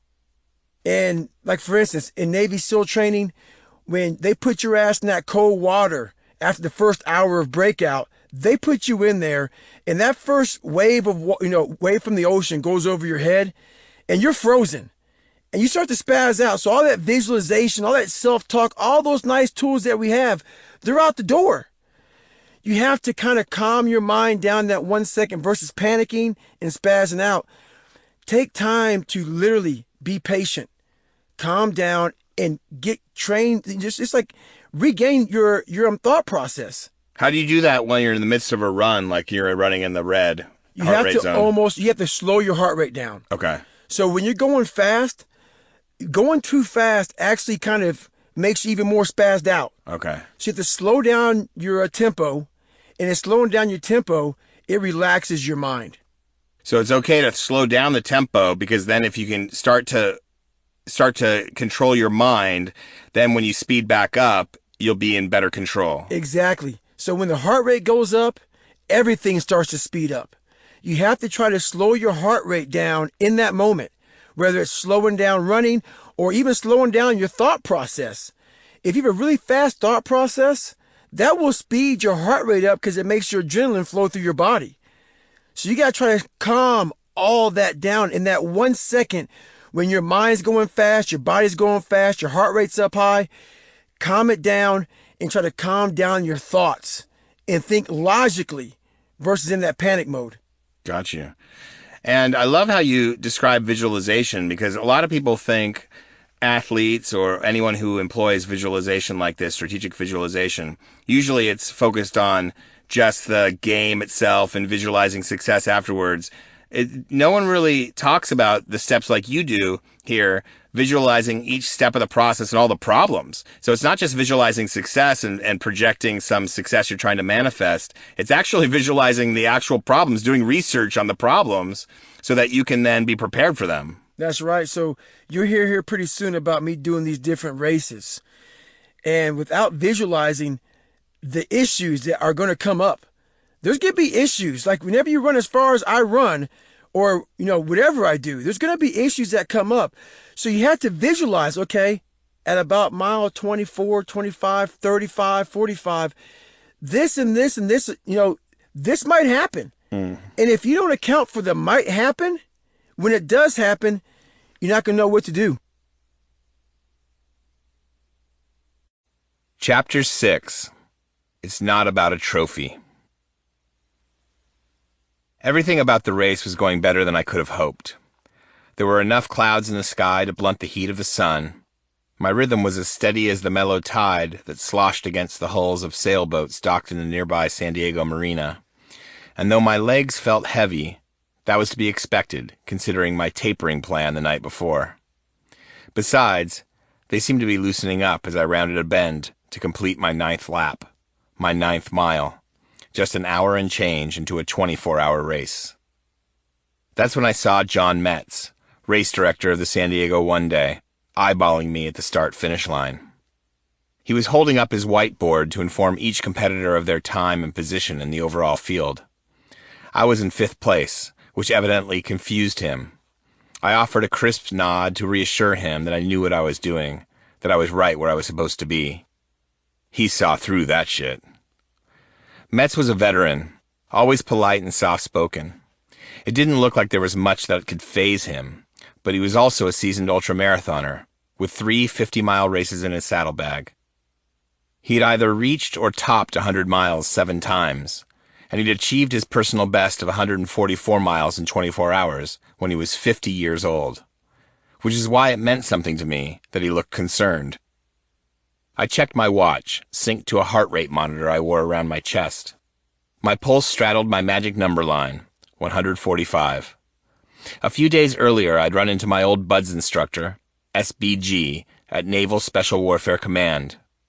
Most SEALs do rotations as instructors between deployments, and SBG and I worked together. When I told him about the San Diego one day, he insisted I wear a heart rate monitor to pace myself. SBG was a big geek when it came to performance and recovery, and I watched as he scratched out a few formulas, then turned to me and said, "Keep your pulse steady between 140 and 145, and you'll be golden." The next day he handed me a heart rate monitor as a race day gift. If you set out to mark a course that could crack open a Navy SEAL like a walnut, chew him up and spit him the fuck out, San Diego's Hospitality Point would not make the cut. We're talking about terrain so vanilla it's downright serene. Tourists descend year-round for views of San Diego's stunning marina, which spills into Mission Bay. The road is almost entirely smooth asphalt and perfectly flat, save a brief 7-foot incline with the pitch of a standard suburban driveway. There are manicured lawns, palm trees, and shade trees. Hospitality Point is so inviting that disabled and convalescing folks head there with their walkers for an afternoon's rehab stroll all the time. But the day after John Metz chalked his easy 1-mile course, it became the scene of my total destruction. I should have known that a breakdown was coming. By the time I started running at 10 a.m. on November 12, 2005, I hadn't run more than a mile in 6 months. But I looked like I was fit because I'd never stopped hitting the gym. While I was stationed in Iraq on my second deployment with SEAL Team 5 earlier that year, I'd gotten back into serious powerlifting, and my only dose of cardio was 20 minutes on the elliptical once a week. The point is, my cardiovascular fitness was an absolute joke, and still I thought it was a brilliant idea to try and run 100 miles in 24 hours. Okay, it was always a fucked up idea, but I considered it doable because 100 miles in 24 hours demands a pace of just under 15 minutes a mile. If it came to it, I figured I could walk that fast. Only, I didn't walk. When that horn sounded at the start of the race, I took off hot and zoomed to the front of the pack. Exactly the right move if your race day goal is to blow the fuck up. Also, I didn't exactly come in well rested. The night before the race, I passed by the SEAL Team 5 gym on my way off base after work and peeked in like I always did, just to see who was getting after it. SBG was inside warming up and called out. "Goggins," he said, "let's jack some fucking steel." I laughed. He stared me down. "You know, Goggins," he said, stepping closer, "when the Vikings were getting ready to raid a fucking village, and they were camped out in the fucking woods in their goddamn tents made out of fucking deer hides and shit, sitting around a campfire, do you think they said, 'Hey, let's have some herbal fucking tea and call it an early night'? Or were they more like, 'Fuck that, we were going to drink some vodka made out of some mushrooms and get all drunked up, so the next morning when they were all hungover and pissed off, they would be in the ideal mood to slaughter the shit out of some people'?" SBG could be a funny motherfucker when he wanted to be, and he could see me wavering, considering my options. On the one hand, that man would always be my BUDS instructor, and he was one of the few instructors who was still hard, putting out, and living the SEAL ethos every day. I'll always want to impress him. Jacking weights the night before my first 100-mile race would definitely impress that masochistic motherfucker. Plus, his logic made some fucked up sense to me.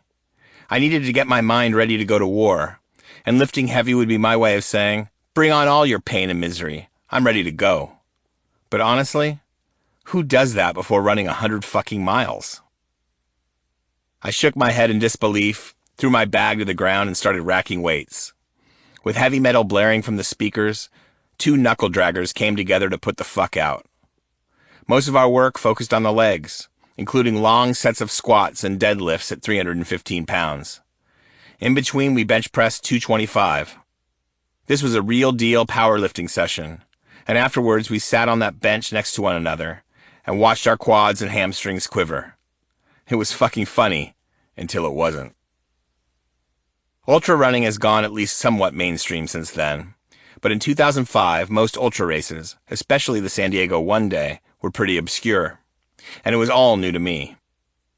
When the majority of people think of ultras, they picture trail runs through remote wilderness and don't often imagine circuit races. But there were some serious runners in the field at the San Diego One Day. This was the American National 24-Hour Championship, and athletes descended from all over the country hoping for a trophy, a place on the podium, and the modest winner-take-all cash prize of $2,000. No, this was not a gilded event, basking in corporate sponsorship, but it was the site for a team comp between the U.S. ultra-distance national team and a team from Japan. Each side fielded teams of 4 men and 4 women, who each ran for 24 hours. One of the top individual athletes in the field was also from Japan. Her name was Miss Inagaki, and early on she and I kept pace. SBG turned up to cheer me on that morning with his wife and 2-year-old son. They huddled up on the sidelines with my new wife, Kate, who I'd married a few months before, a little over 2 years after my second divorce from Pam was finalized. When they saw me, they couldn't help but double over in laughter. Not just because SBG was still beat up from our workout the night before, and here I was trying to run 100 miles, but because of how out of place I looked. When I spoke to SBG about it not long ago, the scene still made him laugh. So, ultramarathoners are a little weird, right? SBG said. And that morning it was like there were all these skinny-ass college professor-looking, fucking granola-eating weirdos, and then there is this one big black dude who looks like a fucking linebacker from the Raiders, running around this track, jacked the fuck up, with no shirt on, and I'm thinking of that song we had in kindergarten. One of these things is not like the other. That is a song going through my head when I saw this fucking NFL linebacker running around this damn track with all these skinny little nerds. I mean, they were some hard motherfuckers, those runners. I am not taking that away from them. But they were all super clinical about nutrition and shit. And you just put a pair of shoes on and said, let's go. He's not wrong. I didn't put much thought into my race plan at all. I hatched it at Walmart the night before, where I bought a fold-out lawn chair for Kate and me to use during the race, and my fuel for the entire day. 1 box of Ritz crackers and 2 4-packs of Myoplex. I didn't drink much water. I didn't even consider my electrolyte or potassium levels, or eat any fresh fruit. SBG brought me a pack of Hostess chocolate donuts when he showed up, and I gobbled those in a few seconds. I mean, I was winging it for real. Yet, at mile 15, I was still in 5th place, still keeping pace with Miss Inagaki, while Metz was getting more and more nervous. He ran up to me and tagged along. "You should slow down, David," he said. "Pace yourself a bit more." I shrugged.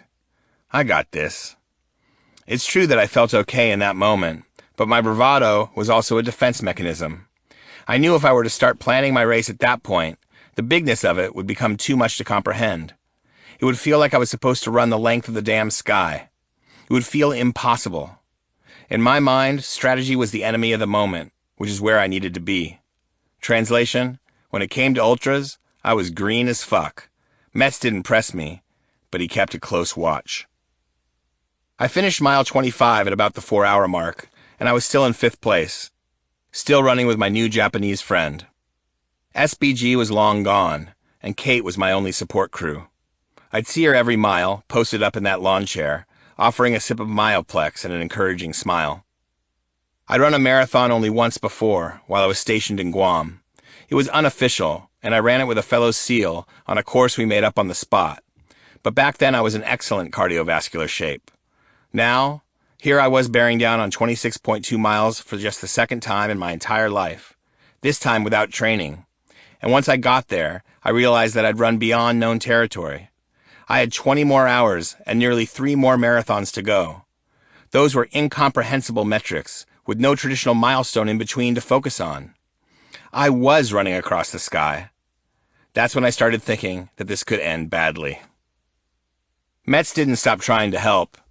Each mile he'd run alongside and check on me, and me being who I am, I told him that I had everything under control and had it all figured out, which was true. I figured out that John Metz knew what the fuck he was talking about. Oh yes, the pain was becoming real. My quads throbbed, my feet were chafed and bleeding, and that simple question was once again bubbling up in my frontal lobe. Why? Why run 100 fucking miles without training? Why was I doing this to myself? Fair questions, especially since I hadn't even heard of the San Diego One Day until 3 days before race day. But this time my answer was different. I wasn't on Hospitality Point to deal with my own demons or to prove anything at all. I came with a purpose bigger than David Goggins. This fight was about my once and future fallen teammates and the families they leave behind when shit goes wrong. Or at least that's what I told myself at mile 27. I had gotten the news about Operation Red Wings, a doomed operation in the remote mountains of Afghanistan, on my last day of U.S. Army freefall school in Yuma, Arizona, in June. Operation Red Wings was a 4-man reconnaissance mission tasked with gathering intelligence on a growing pro-Taliban force in a region called Satalo-Sar. If successful, what they learned would help define strategy for a larger offensive in the coming weeks. I knew all 4 guys. Danny Dietz was in Bud's Class 231 with me. He got injured and rolled just like I did. Michael Murphy, the OIC of the mission, was with me in Class 235 before he got rolled. Matthew Axelson was in my Huya class when I graduated. More on the Huya class tradition in a moment. And Marcus Luttrell was one of the first people I met on my original lap through Bud's. Before training begins, each incoming Bud's class throws a party. And the guys from previous classes who are still in Bud's training are always invited. The idea is to juice as much information from brown shirts as possible, because you never know what might help get you through a crucial evolution that could make all the difference between graduation and failure. Marcus was 6'4", 225 pounds, and he stuck out in that crowd like I did. I was a bigger guy too, back up to 210 by then, and he sought me out. In some ways we were an odd pair. He was a hard-ass axe handle from the Texas rangeland, and I was a self-made masochist from the Indiana cornfields. But he'd heard I was a good runner, and running was his main weakness. "Goggins, do you have any tips for me?" he asked. "Because I can't run for shit." I knew Marcus was a badass, but his humility made him real. When he graduated a few days later, we were his Huya class, which meant we were the first people they were allowed to order around. They embraced that SEAL tradition and told us to go get wet and sandy. It was a SEAL's rite of passage, and an honor to share that with him. After that, I didn't see him for a long time. I thought I ran into him again when I was about to graduate with Class 235, but it was his twin brother, Morgan Luttrell, who was part of my Huya class, Class 237, along with Matthew Axelson. We could have ordered up some poetic justice, but after we graduated, instead of telling their class to go get wet and sandy, we put ourselves in the surf, in our dress whites. I had something to do with that. In the Navy SEALs, you're either deployed and operating in the field, instructing other SEALs, or in school yourself, learning or perfecting skills. We cycle through more military schools than most because we are trained to do it all. But when I went through Bud's, we didn't learn to free fall.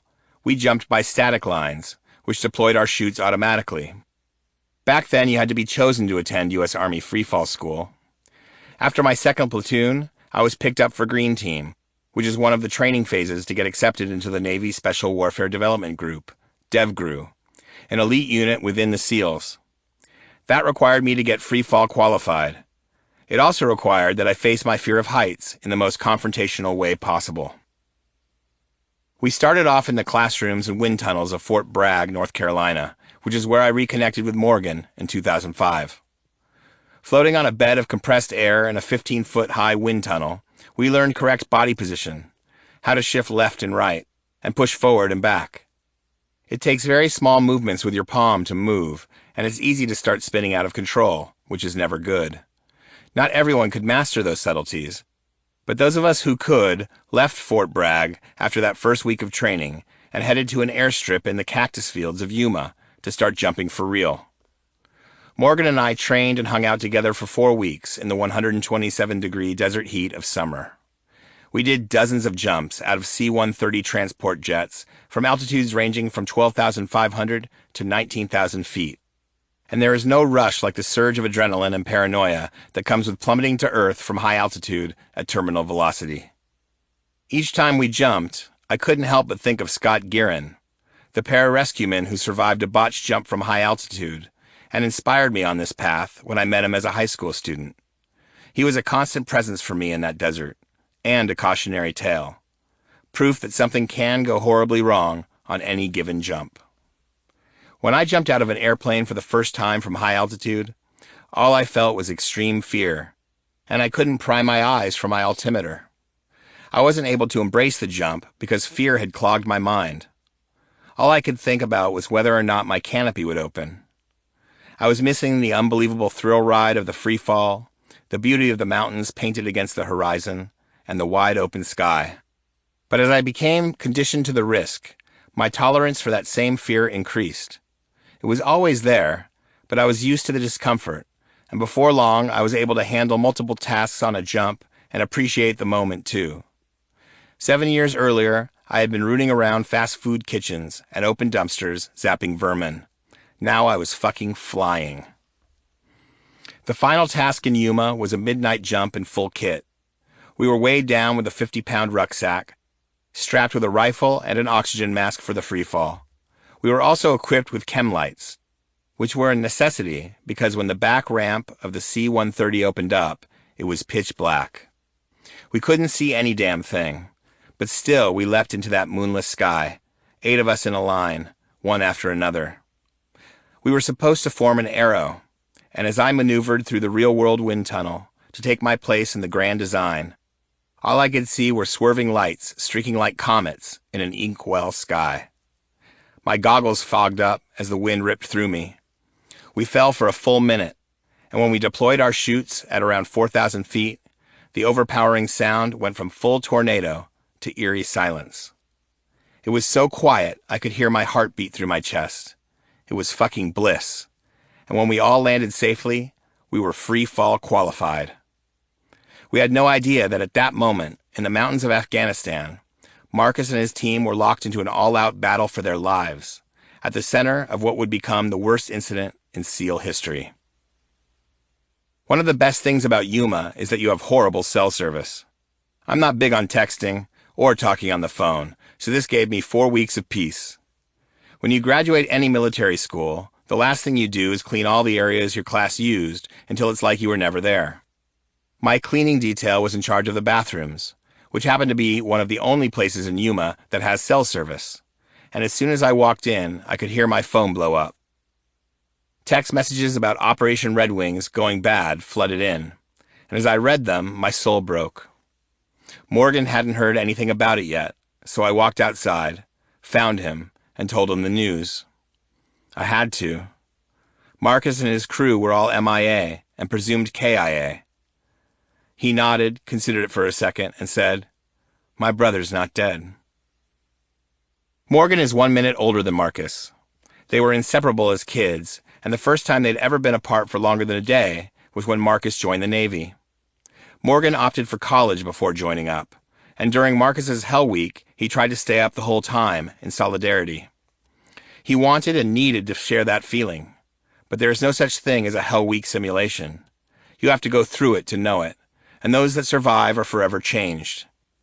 In fact, the period after Marcus survived Hell Week and before Morgan became a SEAL himself was the only time there was any emotional distance between the brothers, which speaks to the power of those 130 hours and their emotional toll. Once Morgan went through it for real, everything was right again. They each have half a trident tattooed on their back. The picture is only complete when they stand side by side. Morgan took off immediately to drive to San Diego and figure out what the hell was going on. He still hadn't heard anything about the operation directly, but once he reached civilization and his service hit, a tide of messages flooded his phone too. He floored his rental car to 120 miles per hour and zoomed directly to the base in Coronado. Morgan knew all the guys in his brother's unit well. Axelson was his classmate and buds, and as facts trickled in, it was obvious to most that his brother wouldn't be found alive. I thought he was gone too, but you know what they say about twins. I knew my brother was out there alive, Morgan told me when we connected again in April 2018. I said that the whole time. I'd called Morgan to talk about old times and asked him about the hardest week in his life. From San Diego, he flew out to his family's ranch in Huntsville, Texas, where they were getting updates twice a day. Dozens of fellow SEALs turned up to show support, Morgan said, and for 5 long days, he and his family cried themselves to sleep at night. To them, it was torture knowing that Marcus might be alive and alone in hostile territory. When officials from the Pentagon arrived, Morgan made himself clear as cut glass. Marcus may be hurt and fucked up, but he's alive, and either you go out there and find him, or I will. Operation Red Wings went horribly wrong because there were many more pro-Taliban Hajis active in those mountains than had been expected. And once Marcus and his team were discovered by villagers there, it was 4 guys against a well-armed militia of somewhere between 30 and 200 men. Reports on the size of the pro-Taliban force vary. Our guys took RPG and machine gun fire and fought hard. 4 SEALs can put on a hell of a show. Each one of us can usually do as much damage as 5 regular troops, and they made their presence felt. The battle played out along a ridgeline, above 9,000 feet in elevation, where they had communication troubles. When they finally broke through and the situation was made plain to their commanding officer back at Special Operations Headquarters, a quick reaction force of Navy SEALs, Marines, and aviators from 160th Special Operations Aviation Regiment was assembled, but they were delayed for hours because of lack of transport capacity. One thing about the SEAL teams is we don't have our own transport. In Afghanistan, we hitch rides with the Army, and that delayed relief. They eventually loaded up into 2 Chinook transport choppers and 4 attack helicopters, 2 Blackhawks and 2 Apaches, and took off for Satalo Sar. The Chinooks took the lead, and as they closed in on the ridge, they were hit by small arms fire. Despite the onslaught, the first Chinook hovered, attempting to unload 8 Navy SEALs on a mountaintop, but they made a fat target, lingered too long, and were hit with a rocket-propelled grenade. The bird spun, crashed into the mountain, and exploded. Everyone aboard was killed. The remaining choppers bailed out, and by the time they could return with ground assets, everyone who was left behind, including Marcus's 3 teammates at Operation Red Wings, was found dead. Everyone, that is, except for Marcus. Marcus was hit multiple times by enemy fire and went missing for 5 days. He was saved by Afghan villagers who nursed and sheltered him, and was finally found alive by U.S. troops on July 3, 2005, when he became the lone survivor of a mission that took the lives of 19 Special Operations warriors, including 11 Navy SEALs. No doubt you've heard this story before. Marcus wrote a best-selling book about it, Lone Survivor, which became a hit movie starring Mark Wahlberg. But in 2005, that was all years away, and in the aftermath of the worst battlefield loss ever to hit the SEALs, I was looking for a way to contribute to the families of the men who were killed. It's not like bills stop rolling in after a tragedy like that.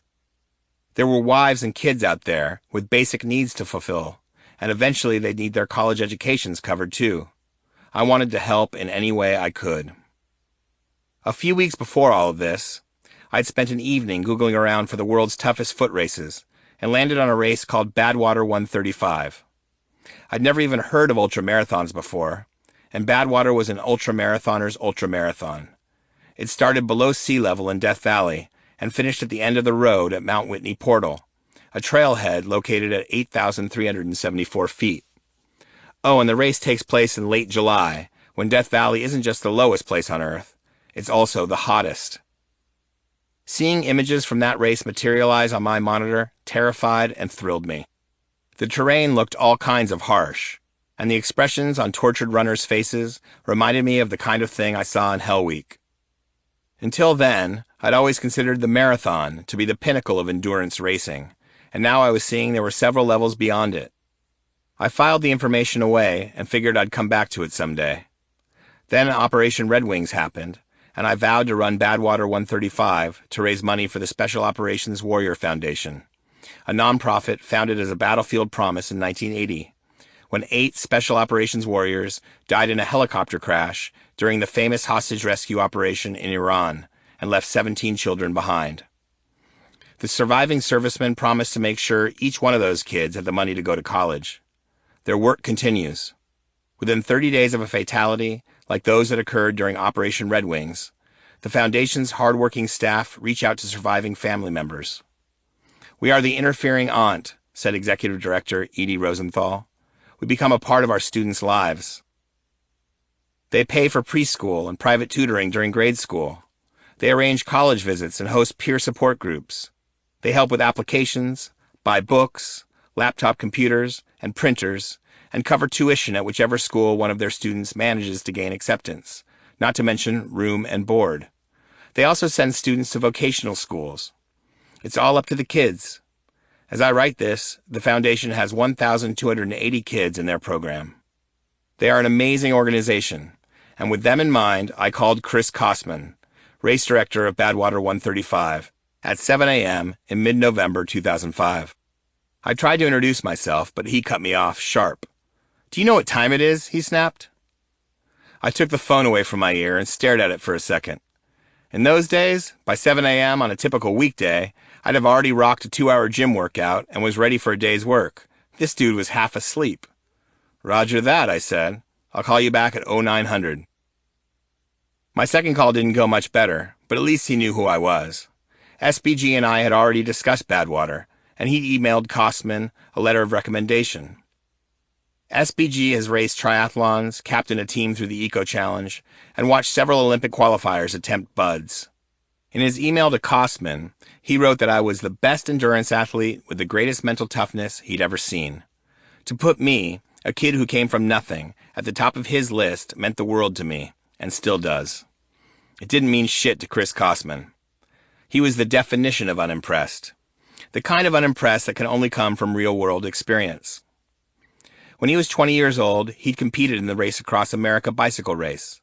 And before taking over as Badwater race director, he'd run 3 100-mile races in winter in Alaska and completed a triple Ironman triathlon, which ends with a 78-mile run. Along the way, he'd seen dozens of supposedly great athletes crumble beneath the anvil of ultra. Weekend warriors sign up for and complete marathons after a few months training all the time. But the gap between marathon running and becoming an ultra athlete is much wider, and Badwater was the absolute apex of the ultra universe. In 2005, there were approximately 22 100-mile races held in the United States, and none had the combination of the elevation gain and unforgiving heat that Badwater 135 brought to the table. Just to put on the race, Kosman had to wrangle permissions and assistance from 5 government agencies, including the National Forest Service, the National Park Service, and the California Highway Patrol. And he knew that if he allowed some greenhorn into the most difficult race ever conceived, in the middle of summer, that motherfucker might die, and his race would vaporize overnight. No, if he was going to let me compete in Badwater, I was going to have to earn it. Because earning my way in would provide him at least some comfort that I probably wouldn't collapse into a steaming pile of roadkill somewhere between Death Valley and Mount Whitney. In his email, SBG attempted to make a case that because I was busy working as a SEAL, the prerequisites required to compete at Badwater, the completion of at least one 100-mile race or one 24-hour race, while covering at least 100 miles, should be waived. If I was allowed in, SBG guaranteed him that I'd finish in the top 10. Kosman wasn't having any of it. He'd had accomplished athletes beg him to waive his standards over the years, including a champion marathoner and a champion sumo wrestler. Yeah, no shit. And he'd never budged. "One thing about me is I'm the same with everyone," Kosman said when I called him back. "We have certain standards for getting into our race, and that's the way it is. But hey, there's this 24-hour race in San Diego coming up this weekend," he continued, his voice dripping with sarcasm. "Go run 100 miles and get back to me." Chris Kosman had made me. I was as unprepared as he suspected. The fact that I wanted to run Badwater was no lie, and I planned to train for it. But to even have a chance to do that, I'd have to run 100 miles at the drop of a damn hat. If I chose not to, after all that Navy SEAL bluster, what would that prove? That I was just another pretender ringing his bell way too early on a Wednesday morning. Which is how and why I wound up running the San Diego One Day with 3 days' notice. After surpassing the 50-mile mark, I could no longer keep up with Miss Inagaki, who bounded ahead like a damn rabbit. I soldiered on in a fugue state. Pain washed through me in waves. My thighs felt like they were loaded with lead. The heavier they got, the more twisted my stride became. I torqued my hips to keep my legs moving, and fought gravity to lift my feet a mere millimeter from the earth. Ah yes, my feet. My bones were becoming more brittle by the second, and my toes had banged the tips of my shoes for nearly 10 hours. Still, I fucking ran. Not fast, not with much style, but I kept going. My shins were the next domino to fall. Each subtle rotation of the ankle joint felt like shock therapy, like venom flowing through the marrow of my tibia. It brought back memories of my duct tape days from class 235, but I didn't bring any tape with me this time. Besides, if I stopped for even a few seconds, starting up again would be near impossible. A few miles later, my lungs seized and my chest rattled as I hawked up knots of brown mucus. It got cold. I became short of breath. Fog gathered around the halogen streetlights, ringing the lamps with electric rainbows, which lent the whole event an otherworldly feel. Or maybe it was just me in that other world, one in which pain was the mother tongue, a language synced to memory.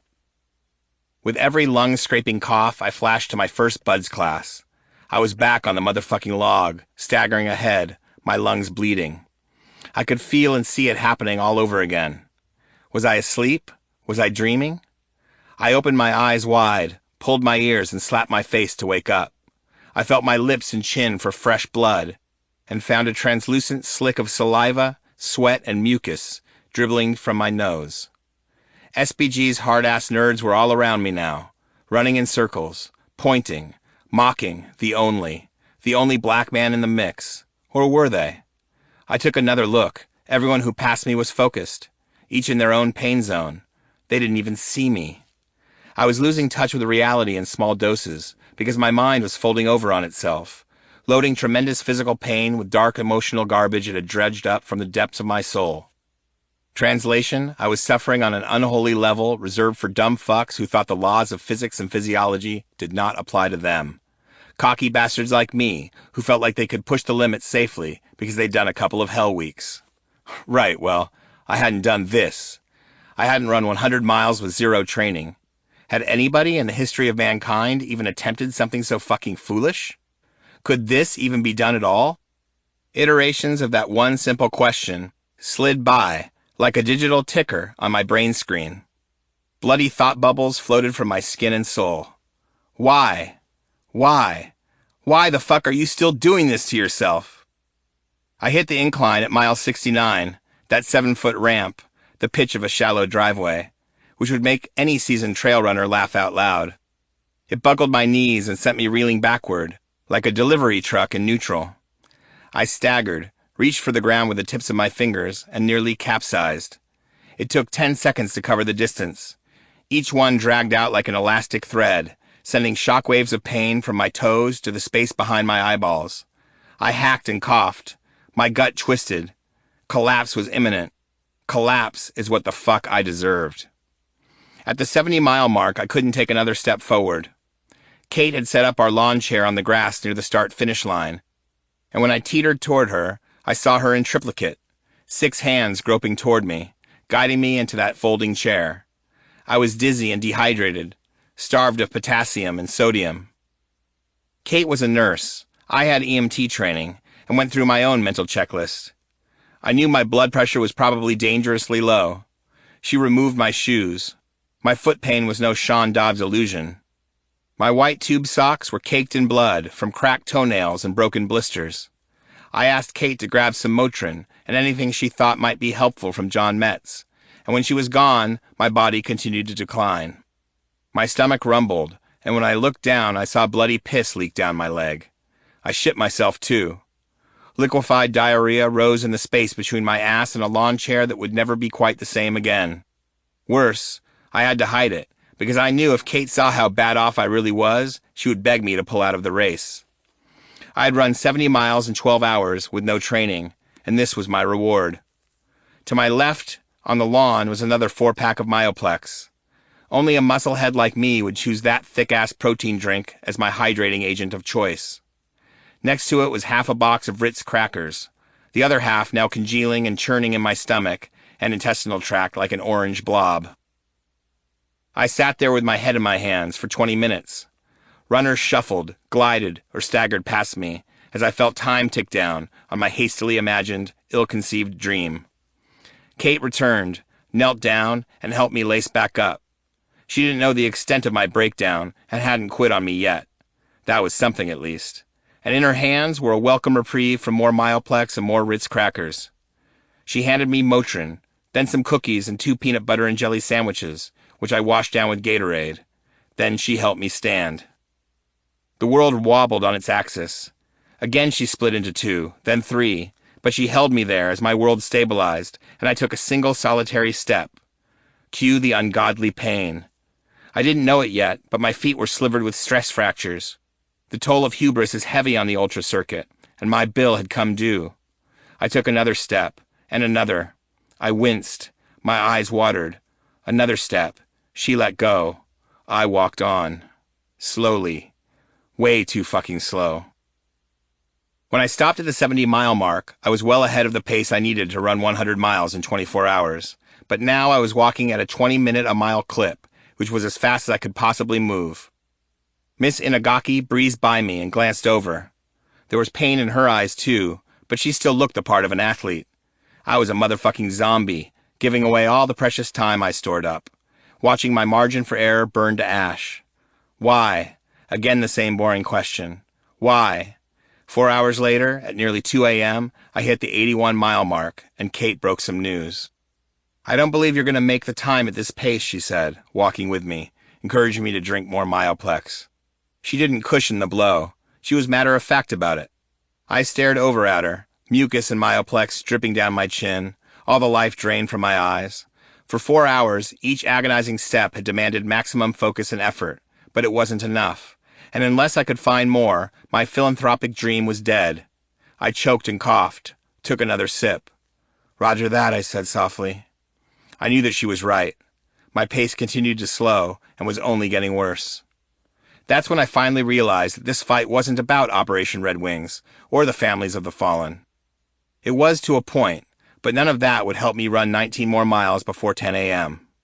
No, this run, Badwater, my entire desire to push myself to the brink of destruction, was about me. It was about how much I was willing to suffer, how much more I could take, and how much I had to give. If I was going to make it, this shit would have to get personal.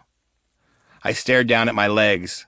I could still see a trail of dried piss and blood stuck to my inner thigh, and thought to myself, who in this entire fucked up world would still be in this fight? Only you, Goggins. You haven't trained. You don't know dick about hydration and performance.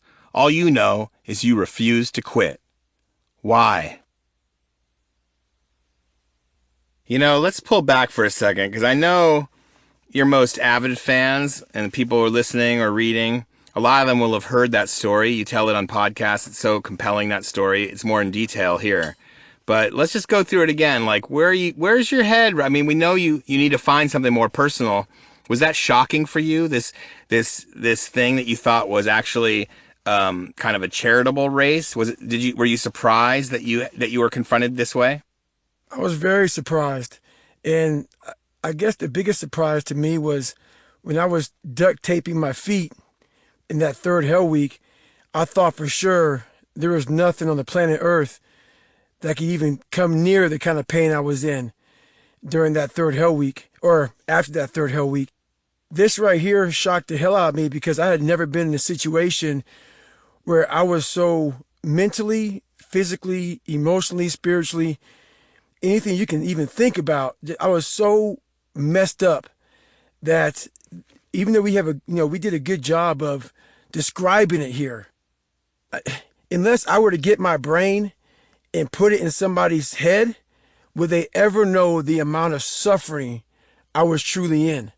Yeah, I mean, you've told me many times that there's nothing like this. Like, this still is the top level of suffering you've been through, right? Nothing's even close to it. I'm 43, and I've done so much more. Yeah, how many ultra races have you done? I think I've done 60 of them. Yeah, and this is still number one. This is still number one, because when you go into something like this and you are so undertrained and so underprepared, even mentally, I had to reinvent the wheel mentally, because I really underestimated this race.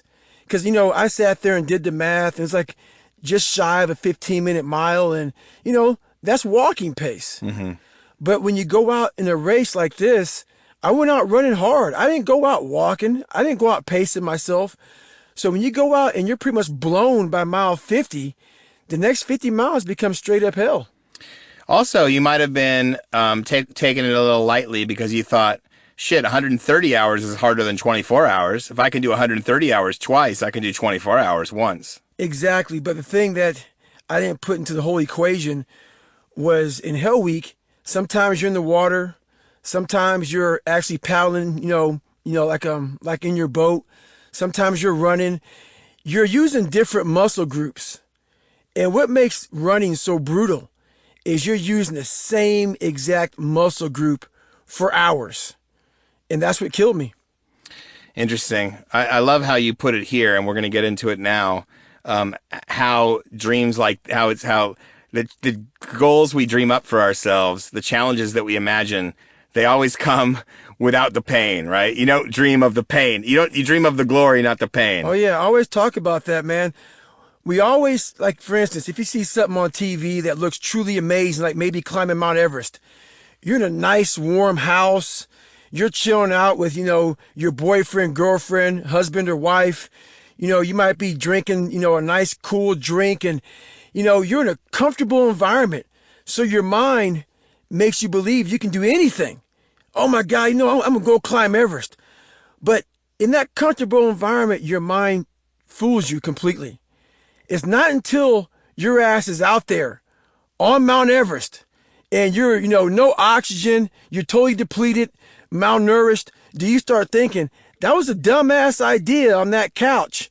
That's when it becomes real. It becomes real. Perfect. Well, let's get back into it, and we can talk a little bit more after the chapter. It's funny. Humans tend to hatch our most challenging goals and dreams, the ones that demand our greatest effort yet promise absolutely nothing, when we are tucked into our comfort zones. I was at work when Kosman laid out his challenge for me. I just had a warm shower, I was fed and watered, I was comfortable. And looking back, every single time I've been inspired to do something difficult, I was in a soft environment. Because it all sounds doable when you're chilling on your fucking couch, with a glass of lemonade or a chocolate shake in your hand. When we're comfortable, we can't answer those simple questions that are bound to arise in the heat of battle, because we don't even realize they're coming. But those answers are very important when you are no longer in your air-conditioned room or under your fluffy blanket, when your body is broken and beaten, when you're confronted with agonizing pain and staring into the unknown. Your mind will spin, and that's when those questions become toxic. If you aren't prepared in advance, if you allow your mind to remain undisciplined in an environment of intense suffering, it won't feel like it, but it is very much a choice you are making. The only answer you are likely to find is the one that will make it stop as fast as possible. I don't know. Hell Week changed everything for me. It allowed me to have the mindset to sign up for that 24-hour race with less than a week's notice, because during Hell Week, you live all the emotions of life, all the highs and lows, in 6 days. In 130 hours, you earn decades of wisdom. That's why there was a schism between the twins after Marcus went through Buds. He'd gained the kind of self-knowledge that can only come from being broken down to nothing and finding more within. Morgan couldn't speak that language until he endured it for himself. After surviving 2 Hell Weeks and participating in 3, I was a native speaker. Hell Week was home. It was the fairest place I've ever been in this world. There were no timed evolutions, there was nothing graded, and there were no trophies. It was an all-out war of me against me, and that's exactly where I found myself again when I was reduced to my absolute lowest on Hospitality Point. Why? Why are you still doing this to yourself, Goggins? Because you are one hard motherfucker, I screamed. The voices in my head were so penetrating, I had to bite back out loud. I was on to something. I felt an energy build immediately as I realized that still being in the fight was a miracle in itself. Except it wasn't a miracle. God didn't come down and bless my ass. I did this. I kept going when I should have quit 5 hours ago. I am the reason I still have a chance. And I remembered something else, too. This wasn't the first time I'd taken on a seemingly impossible task. I picked up my pace. I was still walking, but I wasn't sleepwalking anymore. I had life. I kept digging into my past, into my own imaginary cookie jar. I remembered as a kid, no matter how fucked up our life was, my mother always figured out a way to stock our damn cookie jar. She'd buy wafers and Oreos, Pepperidge Farm Milanos and Chips Ahoy, and whenever she showed up with a new batch of cookies, she'd dump them into one jar. With her permission, we'd get to pick one or two out at a time. It was like a mini treasure hunt. I remember the joy of dropping my fist into that jar, wondering what I'd find, and before I crammed the cookie in my mouth, I always took the time to admire it first, especially when we were broke in Brazil. I'd turn it around in my hand and say my own little prayer of thanks. The feeling of being that kid, locked in a moment of gratitude for a simple gift like a cookie, came back to me. I felt it viscerally, and I used that concept to stuff a new kind of cookie jar. Inside it were all my past victories. Like the time when I had to study 3 times as hard as anybody else during my senior year in high school just to graduate. That was a cookie. Or when I passed the ASVAB test as a senior, and then again to get into BUD/S. 2 more cookies. I remembered dropping over 100 pounds in under 3 months, conquering my fear of water, graduating BUD/S at the top of my class, and being named Enlisted Honor Man in Army Ranger training. More on that soon. All of those were cookies, loaded with chocolate chunks. These weren't mere flashbacks. I wasn't just floating through my memory files. I actually tapped into the emotional state I felt during those victories, and in so doing, accessed my sympathetic nervous system once again. My adrenaline took over. The pain started to fade just enough, and my pace picked up. I began swinging my arms and lengthening my stride. My fractured feet were still a bloody mess, full of blisters, the toenails peeling off almost every toe, but I kept pounding. And soon it was me who was slaloming runners with pained expressions as I raced the clock. From then on, the cookie jar became a concept I've employed whenever I need a reminder of who I am and what I'm capable of. We all have a cookie jar inside us, because life, being what it is, has always tested us. Even if you're feeling low and beat down by life right now, I guarantee you can think of a time or two when you overcame odds and tasted success. It doesn't have to be a big victory either. It can be something small. I know we all want the whole victory today, but when I was teaching myself to read, I would be happy when I could understand every word in a single paragraph. I knew I still had a long way to go to move from a 3rd grade reading level to that of a senior in high school, but even a small win like that was enough to keep me interested in learning and finding more within myself. You don't drop 100 pounds in less than 3 months without losing 5 pounds in a week first. Those first 5 pounds I lost were a small accomplishment, and it doesn't sound like a lot, but at the time it was proof that I could lose weight and that my goal, however improbable, was not impossible. The engine in a rocket ship does not fire without a small spark first. We all need small sparks, small accomplishments in our lives to fuel the big ones. Think of your small accomplishments as kindling. When you want a bonfire, you don't start by lighting a big log. You collect some witch's hair, a small pile of hay or some dry dead grass. You light that, and then add small sticks and bigger sticks before you feed your tree stump into the blaze. Because it's the small sparks, which start small fires, that eventually build enough heat to burn the whole fucking forest down. If you don't have any big accomplishments to draw on yet, so be it. Your small victories are your cookies to savor, and make sure you do savor them. Yeah, I was hard on myself when I looked in the accountability mirror, but I also praised myself whenever I could claim a small victory, because we all need that, and very few of us take the time to celebrate our successes. Sure, in the moment we might enjoy them, but do we ever look back on them and feel that win again and again? Maybe that sounds narcissistic to you, but I'm not talking about bullshitting about the glory days here. I'm not suggesting you crawl up your own ass and bore your friends with all your stories about what a badass you used to be. Nobody wants to hear that shit. I'm talking about utilizing past successes to fuel you to new and bigger ones. Because in the heat of battle, when shit gets real, we need to draw inspiration to push through our own exhaustion, depression, pain, and misery. We need to spark a bunch of small fires to become the motherfucking inferno.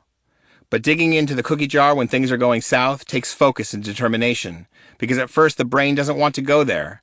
It wants to remind you that you're suffering and that your goal is impossible. It wants you to stop so it can stop the pain. That night in San Diego was the most difficult night of my life physically. I'd never felt so broken, and there were no souls to take. I wasn't competing for a trophy. There was no one standing in my way. All I had to draw on to keep myself going was me. The cookie jar became my energy bank. Whenever the pain got to be too much, I dug into it and took a bite. The pain was never gone, but I only felt it in waves because my brain was otherwise occupied, which allowed me to drown out the simple questions and shrink time. Each lap became a victory lap, celebrating a different cookie, another small fire. Mile 81 became 82, and an hour and a half later, I was in the 90s. I'd run 90 fucking miles with no training. Who does that shit? An hour later, I was at 95, and after nearly 19 hours of running almost nonstop, I'd done it. I'd hit 100 miles. Or had I? I couldn't remember, so I ran one more lap, just to make sure. After running 101 miles, my race finally over, I staggered to my lawn chair, and Kate placed a camouflage poncho liner over my body as I shivered in the fog. Steam poured off me. My vision was blurred. I remember feeling something warm on my leg, looked down, and saw I was pissing blood again. I knew what was coming next, but the porta potties were about 40 feet away, which may as well have been 40 miles, or 4,000. I tried to get up, but I was way too dizzy, and collapsed back into that chair, an immovable object ready to accept the inevitable truth that I was about to shit myself. It was much worse this time. My entire backside and lower back was smeared with warm feces. Kate knew what an emergency looked like. She sprinted to our Toyota Camry and backed the car up on the grassy knoll beside me. My legs were stiff as fossils, frozen in stone, and I leaned on her to slide into the back seat. She was frantic behind the wheel and wanted to take me directly to the ER, but I wanted to go home.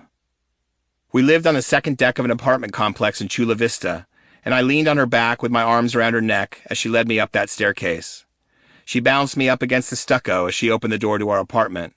I took a few steps inside before blacking out. I came to on the kitchen floor a few minutes later. My back was still smeared with shit, my thighs caked in blood and urine. My feet were blistered up and bleeding in 12 places. 7 of my 10 toenails were dangling loose, connected only by tabs of dead skin. We had a combination tub and shower, and she got the shower going before helping me crawl toward the bathroom and climb into the tub. I remember lying there naked, with the shower pouring down upon me. I shivered, felt and looked like death, and then I started peeing again. But instead of blood or urine, what came out of me looked like thick brown bile. Petrified, Kate stepped into the hall to dial my mom. She'd been to the race with a friend of hers who happened to be a doctor. When he heard my symptoms, the doctor suggested that I might be in kidney failure and that I needed to go to the ER immediately. Kate hung up, stormed into the bathroom, and found me lying on my left side in the fetal position. "We need to get you to the ER now, David." She kept talking, shouting, crying, trying to reach me through the haze, and I heard most of what she said. But I knew if we went to the hospital, they'd give me painkillers, and I didn't want to mask this pain. I'd just accomplished the most amazing feat in my entire life. It was harder than Hell Week, more significant to me than becoming a SEAL, and more challenging than my deployment to Iraq, because this time I had done something I'm not sure anyone had ever done before. I ran 101 miles with zero preparation. I knew then that I'd been selling myself short, that there was a whole new level of performance out there to tap into, that the human body can withstand and accomplish a hell of a lot more than most of us think possible, and that it all begins and ends in the mind. This wasn't a theory. It wasn't something I'd read in a damn book. I'd experienced it firsthand on Hospitality Point. This last part, this pain and suffering, this was my trophy ceremony. I'd earned this. This was confirmation that I'd mastered my own mind, at least for a little while, and that what I'd just accomplished was something special. As I lay there, curled up in the tub, shivering in the fetal position, relishing the pain, I thought of something else too. If I could run 101 miles with zero training, imagine what I could do with a little preparation. Goggins, man. I mean, what happens when you hear that? Are you right back on Hospitality Point? That race brings back a lot of memories. I've never in my entire life suffered like that. I didn't know that was even possible to suffer like that. But the one thing I figured out through all that suffering was that it was possible to go so much further than what anybody thinks. I mean, literally at mile 70, I was done. I was done at mile 50. And to go that much further feeling that bad, it changed my perspective on life. It really did. And that's directly because of how much suffering there was. I mean, you've told me many times that this is the top suffering of all the amazing things that you've dealt with and all the pain you've dealt with. This is number one. There's nothing even close to this, man. You know, I was in Hell Week, Ranger School. I'd done tons of things in my life. You know, so at 43, I'd done a lot of shit. 60 ultras or something like that? Yeah, 60 ultras by now. And I look back at this race that was on a flat 1 mile track, and this thing kicked the living hell out of me. You know, when you're not prepared and you go out there strictly on blood and guts, Mileplex and Ritz crackers, you know, that's about the dumbest equation you are bound to fail. You are bound to fail. And to sit back through all that stuff and figure out how to succeed, that's what I get out of that, man. Like, you know, I didn't freak out. You know, I'm at mile 70. I have diarrhea on me, peeing a little bit of blood. And I'm sitting there thinking, okay, you know, I wasn't sitting there thinking, man, I got to pull out of this thing. I was thinking, how can I do this? How can I do this? And I was slowly just getting my mind, and it was truly beautiful. So in the most painful time of my entire life, I saw the most beauty in life. It was so crazy because everything started slowing down because I knew I wasn't going to quit. I knew I wasn't going to quit. And once your mind knows it's not going to quit, something happens. It starts to say, oh, okay, I guess we got to find more. I guess we got to find more. So that's what I realized. If your brain is in control and you are in control of your brain, you will find more. Challenge 6. Take inventory of your cookie jar. Crack your journal open again. Write it all out. Remember, this is not some breezy stroll through your personal trophy room. Don't just write down your achievement hit list. Include life obstacles you've overcome as well, like quitting smoking, or overcoming depression, or a stutter. Add in those minor tasks you failed earlier in life, but tried again a second or third time, and ultimately succeeded at. Feel what it was like to overcome those struggles, those opponents, and win. Then get to work. Set ambitious goals before each workout, and let those past victories carry you to new personal bests. If it's a run or bike ride, include some time to do interval work, and challenge yourself to beat your best mile split. Or simply maintain a maximum heart rate for a full minute, then 2 minutes. If you're at home, focus on pull-ups or push-ups. Do as many as possible in 2 minutes, then try to beat your best. When the pain hits and tries to stop you short of your goal, dunk your fist in, pull out a cookie, and let it fuel you. If you're more focused on intellectual growth, train yourself to study harder and longer than ever before, or read a record number of books in a given month. Your cookie jar can help there too, because if you perform this challenge correctly and truly challenge yourself, you'll come to a point in any exercise where pain, boredom, or self-doubt kicks in, and you'll need to push back to get through it. The cookie jar is your shortcut to taking control of your own thought process. Use it that way. The point here isn't to make yourself feel like a hero for the fuck of it. It's not a hooray for me session. It's to remember what a badass you are so you can use that energy to succeed again in the heat of battle. Post your memories and the new successes they fueled on social media and include the hashtags, #Can'tHurtMe, #CookieJar. So anything you want to expand on here and why you think it's such a good exercise for the readers? Well, I think we covered it pretty good here, but I do have a story that I will share with the readers or with the listeners. And as we talked about with Marcus and Morgan Luttrell, and the reader or the listener now knows that Marcus and Morgan are twins, and Morgan is 1 minute older than Marcus. So, as the story goes, Marcus went to Buzz before Morgan. And Marcus is not a good runner. So at this time, Morgan was in college, and Morgan came to visit Marcus. And they're in their room, I think it's Sunday nights. So every Monday morning, We have a 04 or 05. We have to meet on the beach for a hard-packed 4-mile time run. So I guess, Marcus has some messed up legs. He was suffering pretty bad. I guess he had some stress fractures. He had a messed up femur. He has just a jacked up bottom half of his body. So it was Morgan, Marcus, and a friend of his from his class, and they came up with an idea. At first it was a joke. It was a big joke. They said, "Hey, Morgan, you ought to go ahead and be Marcus for a day."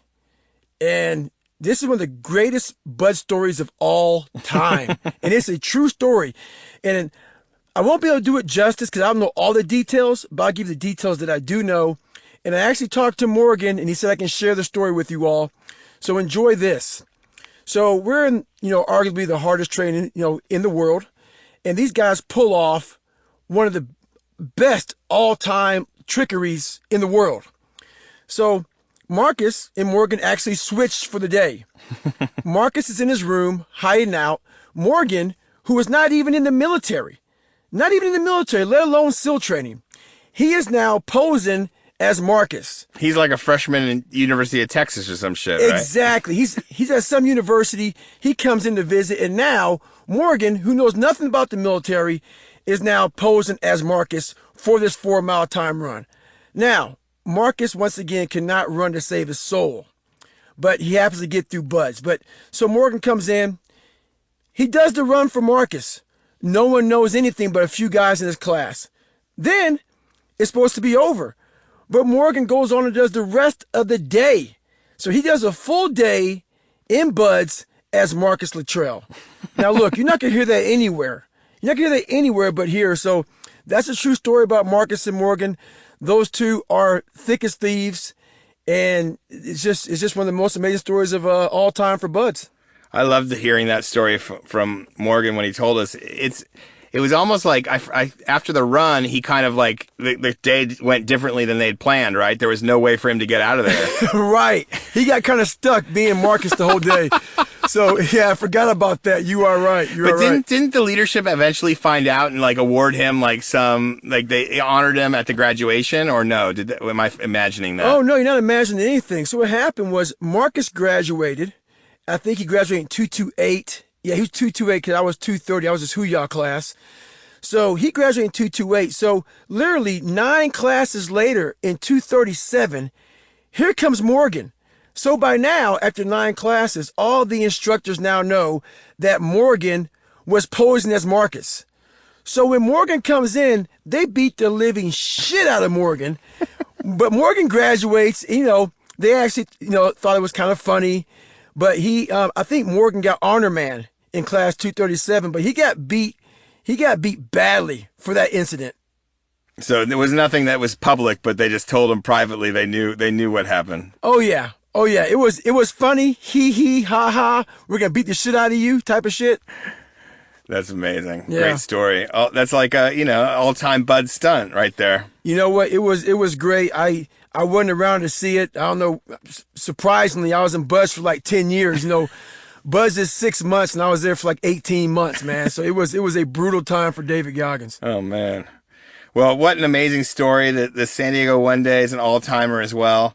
And we just keep going because it just keeps getting more. You get more and more mental mastery as you start developing your principles more and more now as we go through your life. Isn't that right? You know what? And that's the whole sickness of all this, man. And I hope that people, as they're reading this, as they're listening to this book and also reading the book, that they start to realize you can come from absolutely nothing. And it wasn't like somebody came down and had all these great trainers and these great psychiatrists and these great teachers. You can literally do it on your own. But you have to accept a whole bunch of shit to do that. You don't need all these special tools. The most powerful tool in the world is the one that I continue to come back to, and that is your mind. We have to learn to put all these phones down, all these computers, and start to really use your mind. It's the most powerful weapon in the world. And that's where we go next. And we're going to get into the 40% rule, which I know is really popular with your followers and will be with readers as well and listeners. So I'm really excited to share that with you next time. We're going to sign off for day 2 here from the studio, and looking forward to day 3. All right, man. We'll see you all tomorrow. All right, here we are, day 3, audiobook / podcast / experimental media. So true, man. Never been done before. So this is, I never do anything like anybody else does it. Yeah, and this is a really fun experience. I hope the listeners enjoying it, just being able to talk it out in real time as we read through it. I find it's fun for me and keeps it fresh, I think, as well. And it must be kind of a trip for you to hear your life story that you wrote read back to you. Oh, it is crazy. I mean, it's, I sit back and sometimes I'm speechless. And you ask me a question, and this is totally, we're having a conversation, me and you. This is off the cuff. This isn't rehearsed. And some of the questions you may ask me, man, I'm sitting back thinking, good God, man, did I really go through that shit? And, we'll get to all the interviews we had because so many stories we have in here, a lot of people may say, oh, that shit didn't happen or that didn't happen. And we interviewed, 30 people? Yeah. Around there? At least that. Yeah, so, we had a lot of people interviewed because every story that's in this book is, I had to make sure they was validated, Yeah, and I mean, the fact-checking was done, and every story has been validated. We talked, I actually went and visited the Buds compound. Yep. And speaking with some of your ex-platoon mates and a lot of people who aren't even in the book that we spoke to. Right. We have Drew Sheets that we talked about in the last chapter, Yep. Or he wasn't in the last chapter. I was kind of brought up Drew Sheets at the very end, and we talked to him for about 2 hours. Yeah. And didn't even use his material because we had so much in here. Yeah, and there's more like him.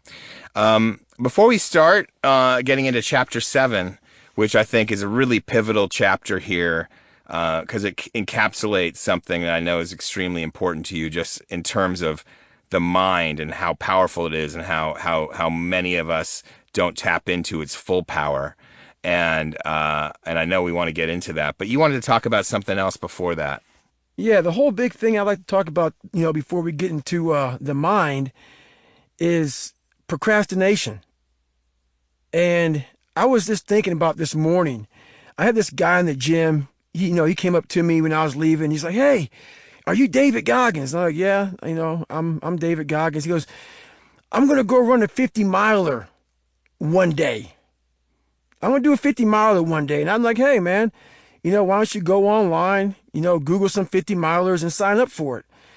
He's like, "Well, I need to, get a big training block, maybe put a year of training into it." And I'm sitting there thinking the whole time, man, that's exactly what people do, is they like to have their mind fool them. I need so much preparation. I need so much training. I need so much time. And all that does is he will sit back and he'll start procrastinating on that same idea. So that's what brought the whole, procrastinating thing up. Yeah. Well, as a writer, I know procrastination rather well. It's part of the deal. Right. But, and I don't love it. It's definitely something that I do indulge in too much sometimes.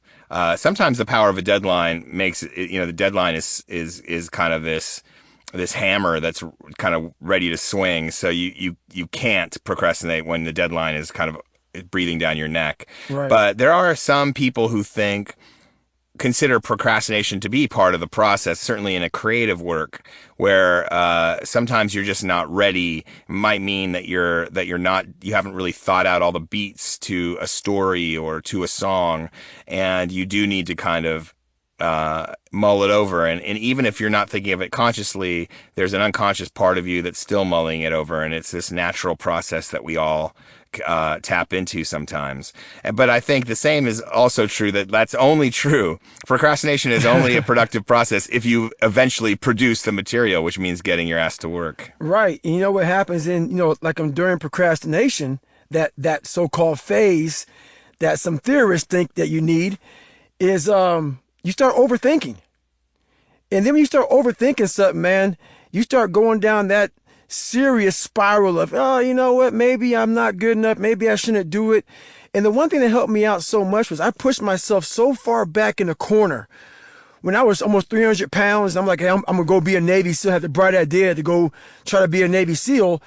And when that recruiter told me, hey, you have under 3 months to lose 106 pounds, I didn't have that, that whole phase of procrastination that people say you're supposed to go through. That phase got eliminated. Yes, but there was that. I have to push back just to see what you say about this, though, because remember, you did in your mind say, well, listen, I'm going to do the ASVAB part of it first.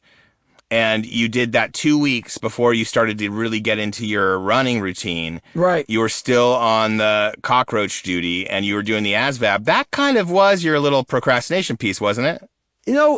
I guess you can call it procrastination, but for me to go back to the ASVAB test, yeah, I'd rather run 400 million miles than sit my butt down and start studying for the ASVAB test again. So you were just cramming the whole time. Right. So I was really in. So for me, how my mind works is a lot of us, we are, especially nowadays, people can multitask big time. Yeah. Which to me makes you half-assed at a lot of shit. Yeah. I have to, so my brain, the way it works, if I don't put all of my time and energy to what's in front of me, I have to be hyper-focused and put everything. So I put everything into studying. Mm. Everything had to be into studying because if I was half-assed in my studying and then going out and then trying to work out, my mind would have been split into 2 spots, and that wouldn't have been great for me. So I knew that I had to put a lot of time into learning, this ASVAB book again. And you had that, even though you didn't pass that became the base level, which then you were able to kind of supplement as you started to work out hard on the exercise bike. But you already kind of laid a foundation for the supplementing of the studying. Exactly, because without the ASVAB, I could lose 200 pounds. Right. I wasn't getting in the military. No. So that was the first big step.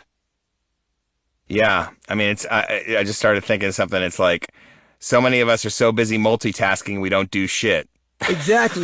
And you know what? It's a true statement. Nowadays, these millennials, man, they can multitask their ass off. And that's kind of old school knuckle draggers, man. We're like fixed pointed on one object and get after it. And there's another thing I want to talk about before we get going in the book is I'm all about change. I'm really about change. When I had a fixed mindset to me is one of the worst mindsets you can possibly have. And we change our life, so like in our lives, we change our house, we change our car, we change our clothes, we change our hairstyle. Sometimes we change our wives, our husbands, we change so much, but very rarely do we change the way we think. And that right there is what I realized throughout this whole book. If I didn't change the way I thought about what was in front of me, about all the obstacles that, whatever put in front of me, God put in front of me, people put in front of me, I put in front of me. If I didn't change the way I thought about, let me take a step back and figure out how I can go through it or around it or over it versus saying, oh, I see a wall, let me just stop. Now when I see a wall, I look for a door. I look for a window. I look for a way. I look for a little crack to say, maybe I can chip away at that wall to get through it. So that's how my mind's now. My mind is not like I see a wall, and obviously the wall is something that we have in our mind that then says, oh, I'm going to stop right here because this is just too much. I'm open-minded to believe that there's a way through that wall. And that's something about, with procrastination, with mindset, with change, we have to change the way we think.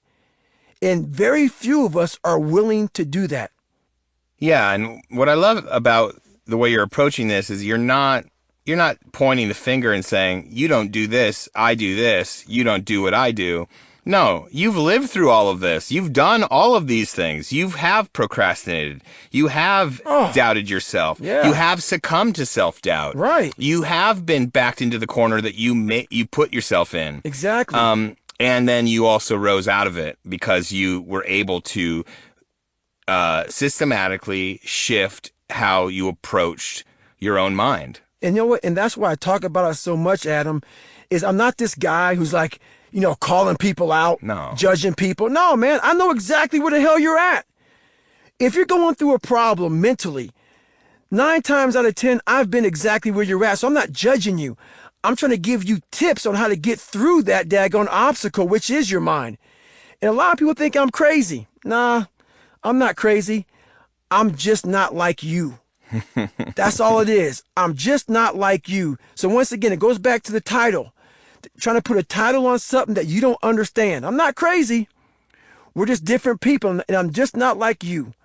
But we have a lot more to cover here, man. I'm looking forward to hearing the next chapter.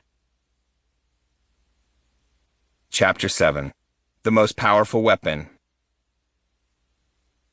27 hours after savoring intense, gratifying pain and basking in the afterglow of my greatest achievement so far, I was back at my desk on a Monday morning.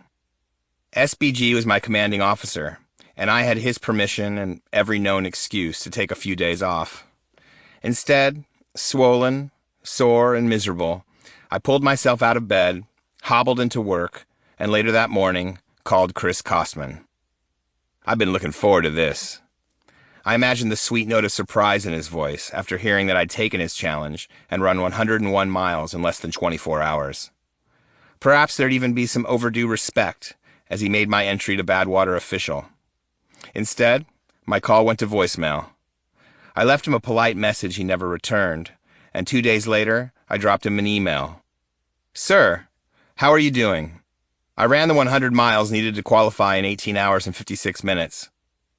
I would like to know now what I need to do to get into the Badwater, so we can begin raising money for the Special Operations Warrior Foundation. Thanks again. His reply came in the next day, and it threw me way the fuck off. Congrats on your 100-mile finish. But did you actually stop then? The point of a 24-hour event is to run for 24 hours.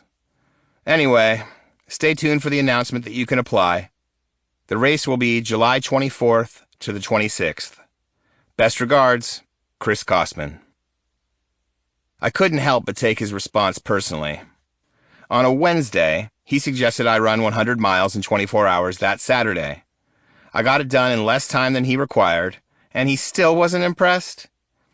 Kostman was a veteran of ultra races, so he knew that strewn behind me were a dozen performance barriers and pain thresholds I'd shattered. Obviously, none of that meant much to him. I cooled off for a week before I wrote him back, and in the meantime looked into other races to bolster my resume. There were very few available that late in the year. I found a 50-miler on Catalina, but only triple digits would impress a guy like Kostman. Plus, it had been a full week since the San Diego One Day, and my body was still monumentally fucked.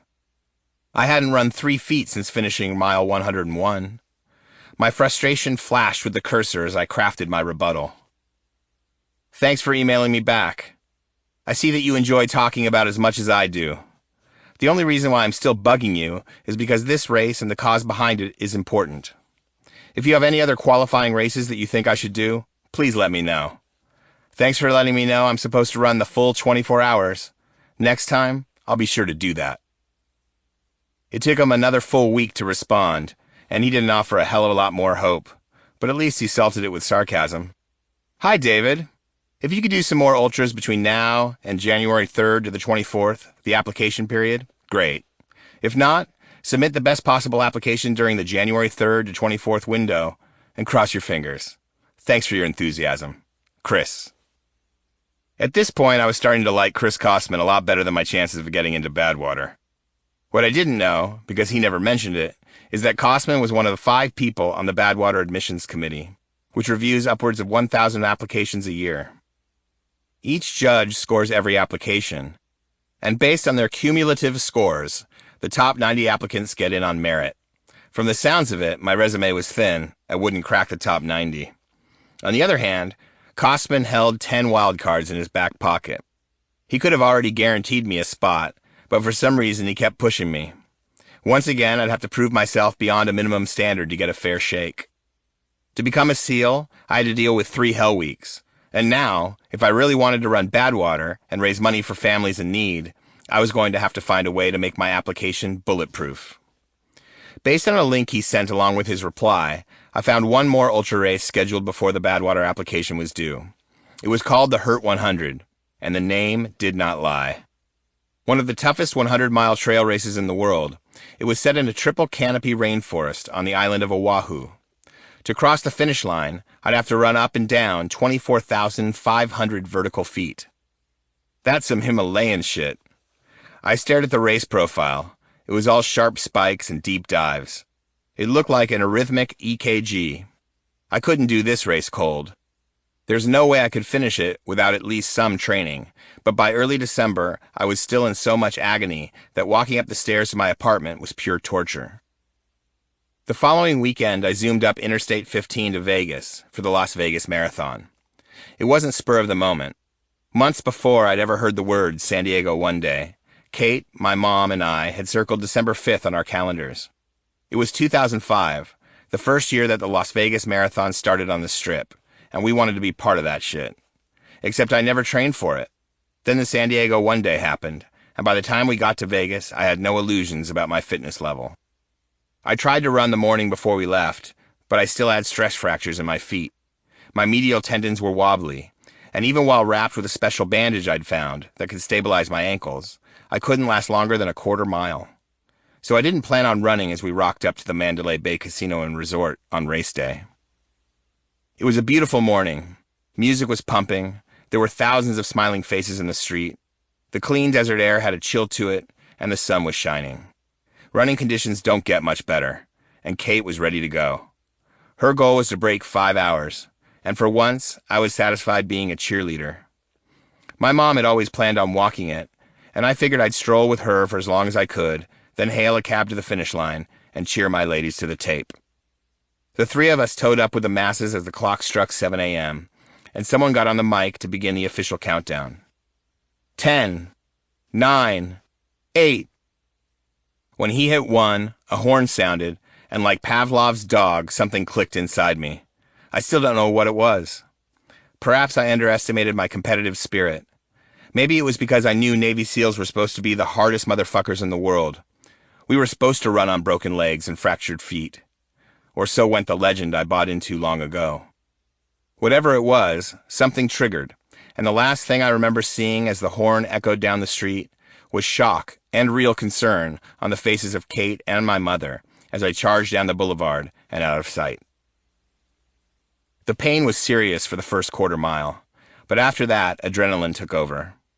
I hit the first mile marker at 7:10 and kept running like the asphalt was melting behind me. 10 kilometers into the race, my time was around 43 minutes. That's solid.